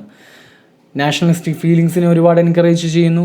അതുപോലെ പീപ്പിൾസിനിടയിൽ ഒരു superiority complex ഉണ്ടാക്കുന്നു. അതുപോലെ ഇതൊക്കെ ഒരു ആശയക്കുഴപ്പത്തിലേക്ക് കൊണ്ടെത്തിക്കും. ഓക്കെ, അല്ലെങ്കിൽ പ്രശ്നകരമായിട്ടുള്ള സിറ്റുവേഷനിലേക്ക് കൊണ്ടെത്തിക്കും. A teacher can do his job only if is free from outside interference. ബാഹ്യമായ ഒരു ശക്തി ഇൻ്റർഫിയർ ചെയ്യാൻ പാടില്ല ഒരു ടീച്ചറിൻ്റെ ജോബിൽ. Powerful men show no tolerance to genius. Okay, culture can survive only when civilization gets the better of party spirit. ഇത് നമ്മൾ പറഞ്ഞ കാര്യങ്ങൾ തന്നെയാണ് അല്ലേ, എല്ലാം പറഞ്ഞ കാര്യങ്ങളാണ്. മെയിൻ പോയിന്റുകൾ 7 മെയിൻ പോയിന്റുകളായിട്ട് ഡിവൈഡ് ചെയ്തേക്കുന്നേ ഉള്ളൂ. അടുത്ത ബെർട്രാൾഡ് റസ്സലിൻ്റെ ഒരു ബയോഗ്രഫിയാണ്. ഓക്കെ, വർക്ക്സ് ഒരുപാടൊന്നും പറഞ്ഞിട്ടില്ല, അത്യാവശ്യമുള്ള മെയിൻ വർക്ക്സ് മാത്രമേ ഡിസ്കസ് ചെയ്തിട്ടുള്ളൂ. ബെർട്രാൻഡ് ആർതർ റസ്സൽ അല്ലെങ്കിൽ ബെർട്രാൻഡ് ആർതർ വില്യം റസ്സൽ അല്ലെങ്കിൽ തേർഡ് റസ്സൽ ജനിച്ചത് 18 മെയ് 1872 ഡൈഡ് ഓൺ 2 ഫെബ്രുവരി 1970. അതായത് ഒരു ബ്രിട്ടീഷ് പോളിമാത്താണ്. പോളിമാത്ത് എന്ന് വെച്ച് കഴിഞ്ഞാൽ ബഹുമുഖ പ്രതിഭ. ഓക്കെ, അദ്ദേഹം ജനിച്ചത് മോൺമൗത്ത് ഷെയർ എന്ന് പറഞ്ഞാൽ UK ഒരു സ്ഥലത്താണ്. ഒരു അരിസ്റ്റോക്രാറ്റിക് ഫാമിലിയിലാണ്, മോസ്റ്റ് പ്രോമിനൻറ്റ് അരിസ്റ്റോക്രാറ്റിക് ഫാമിലിയിലാണ് അദ്ദേഹം ജനിച്ചത്. മോൺമൗത്ത് ഷെയർ അല്ലേ, മോൺമൗത്ത് ഷെയർ അങ്ങനെ തന്നെയാണോന്ന് അറിയത്തില്ല, പ്രൊനൗൺസ് ചെയ്യുന്നത്. അവിടെ ചെല്ലുമ്പോൾ ഇപ്പം എന്താ പറയുന്നത്, സൗത്ത് ആംപ്റ്റൺ എന്ന് പറഞ്ഞ സ്ഥലം സതാംപ്റ്റൺ എന്നൊക്കെ അവർ പറയുന്നത്. അവരുടെ പ്രൊനൗൺസിയേഷൻ ഒക്കെ ഭയങ്കര ഡിഫറെൻ്റ് ആണ്. ഓക്കെ, മോൺമൗത്ത് ഷെയർ എന്ന് തന്നെയായിരിക്കും പറയുന്നത് ചിലപ്പോൾ. Russell was one of the early 20th century's most prominent logicians and one of the founders of analytical philosophy. 20ാം നൂറ്റാണ്ടിൻ്റെ ഏർലി 20ാം നൂറ്റാണ്ടിൻ്റെ ഒരു പ്രോമിനൻ്റ് ആയിട്ടുള്ള ലൊജീഷ്യനാണ് ആര്? റസ്സൽ. അതുപോലെ one of the chief founder of analytical ഫിലോസഫിയുടെ വൺ ഓഫ് ദി ഫൗണ്ടറാണ് അദ്ദേഹം തൻ്റെ A.N. വൈറ്റ്ഹെഡ് എന്ന് പറഞ്ഞ ഫോമർ ടീച്ചറിനോടൊപ്പം പ്രിൻസിപ്പിയ മാത്തമാറ്റിക്ക എന്ന് പറഞ്ഞൊരു വർക്ക് എഴുതിയിട്ടുണ്ട്. ഇത് അദ്ദേഹത്തിൻ്റെ ജീവിതത്തിൽ തന്നെ ഒരു നാഴികക്കല്ലായിരുന്നു. അതുപോലെ ക്ലാസിക്കൽ ലോജിക്കിലും ഒരു നാഴികക്കല്ലായിരുന്നു, മാത്തമാറ്റിക്സിലെയും ഒരു നാഴികക്കല്ലായിരുന്നു. ഓക്കെ, അത്രയ്ക്ക് ഇമ്പോർട്ടൻ്റ് ആയിട്ടുള്ള മാത്തമാറ്റിക്സിൽ ആ പേര് തന്നെ അങ്ങനെ കിടക്കുന്നത് Principia Mathematica, one of the milestone in the development of classical logic and a major attempt to reduce the whole of mathematics to logic. ഒരുപാട് മേഖലയിൽ അദ്ദേഹം ഇൻഫ്ലുവൻസ് ചെലുത്തിയിട്ടുണ്ട്. മാത്തമാറ്റിക്സിൽ, ലോജിക്കിൽ, സെറ്റ് തിയറിയിൽ, ലിംഗ്വിസ്റ്റിക്സിൽ, ആർട്ടിഫിഷ്യൽ ഇൻ്റലിജൻസിൽ, കോഗ്നിറ്റീവ് സയൻസ് എക്സെട്ര. ഓക്കെ, മെറ്റാഫിസിക്സിൽ പോലും. റസ്സലിൻ്റെ ആർട്ടിക്കിൾ ഓൺ ഡിനോട്ടിങ്ങിൽ has been considered a paradigm of ഫിലോസഫിയുടെ ഒരു മാതൃക എന്ന് വേണമെങ്കിൽ പറയാം. ഓൺ ഡിനോട്ടിംഗ് എന്ന് പറഞ്ഞാൽ അദ്ദേഹത്തിൻ്റെ ആർട്ടിക്കിൾ. അദ്ദേഹത്തിന് ഡി മോർഗൻ മെഡൽ കിട്ടിയിട്ടുണ്ട് 1932, Sylvester medal 1934, Kalinga prize 1957, Jerusalem prize 1963, അതുപോലെ നൊബേൽ പ്രൈസും കിട്ടിയിട്ടുണ്ട് കേട്ടോ 1950. അതിലോട്ട് നമുക്ക് വരുന്നുണ്ട്. അദ്ദേഹം he normally wrote 3,000 words a day and his collective works came to about 60 volumes. ഒരുപാട് എഴുതുന്ന ഒരു വ്യക്തിയാണ് അദ്ദേഹം. അതുപോലെ തന്നെ ഏകദേശം 60ഓളം വോളിയൂംസ് അദ്ദേഹം കളക്റ്റീവ് വർക്ക്സുകൾ പബ്ലിഷ് ചെയ്തിട്ടുണ്ട്.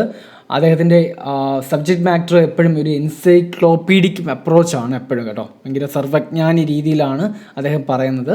ഫിലോസഫിയിലും മാത്തമാറ്റിക്സിലും അതെല്ലാം എക്സെട്രയിൽ അദ്ദേഹം എന്ത് പല പല കാര്യങ്ങൾ പല പല വർക്ക്സുകൾ എഴുതിയിട്ടുണ്ട്. ഫ്യൂച്ചർ ഓഫ് മാൻകൈൻഡ് അത് വേണമെങ്കിൽ എടുത്തൊന്ന് പറയാമല്ല, മനുഷ്യരാശിയുടെ ആ ഫ്യൂച്ചറിനെ പറ്റിയുള്ള കാര്യങ്ങളും അദ്ദേഹം എഴുതിയിട്ടുണ്ട്. പ്രധാനപ്പെട്ട വർക്കുകളായ the conquest of happiness 1930, a history of the western philosophy 1945, human knowledge and scopes and limit 1948, the impact of science on society 1951 and autobiography 1969. 1950 Nobel prize കിട്ടി. ഓക്കെ, ഹ്യൂമാനിറ്റിയെയും അതിൻ്റെ ഫ്രീഡം ഓഫ് തോട്ടിനെയും ഡിഫെൻഡ് ചെയ്യുന്നതിലൂടെയാണ് അദ്ദേഹത്തിൻ്റെ വർക്കുകൾക്ക് നൊബേൽ സമ്മാനം കിട്ടിയത്. ഇത്രയേ ഉള്ളൂ റസലിനെ പറ്റി പറയാനുള്ള കാര്യങ്ങളൊക്കെ പറയുന്നത്. ഏകദേശം ഫങ്ഷൻസ് ഓഫ് ടീച്ചറിൻ്റെ മിക്ക കാര്യങ്ങളും നമ്മൾ മെയിൻ പോയിന്റുകളെല്ലാം ഡിസ്കസ് ചെയ്തിട്ടുണ്ട്. മറ്റേ രീതിയിൽ പറഞ്ഞു പോവുകയാണെങ്കിൽ ഒരുപാട് സമയം പിടിക്കും. ഇപ്പം തന്നെ കണ്ടില്ല, ഇത്രയും സമയമായി, 1 മണിക്കൂറോളം ആയി അല്ലേ. സോ വീഡിയോ ഇഷ്ടപ്പെട്ടെങ്കിൽ please like, comment and subscribe the channel and thank you for watching with education.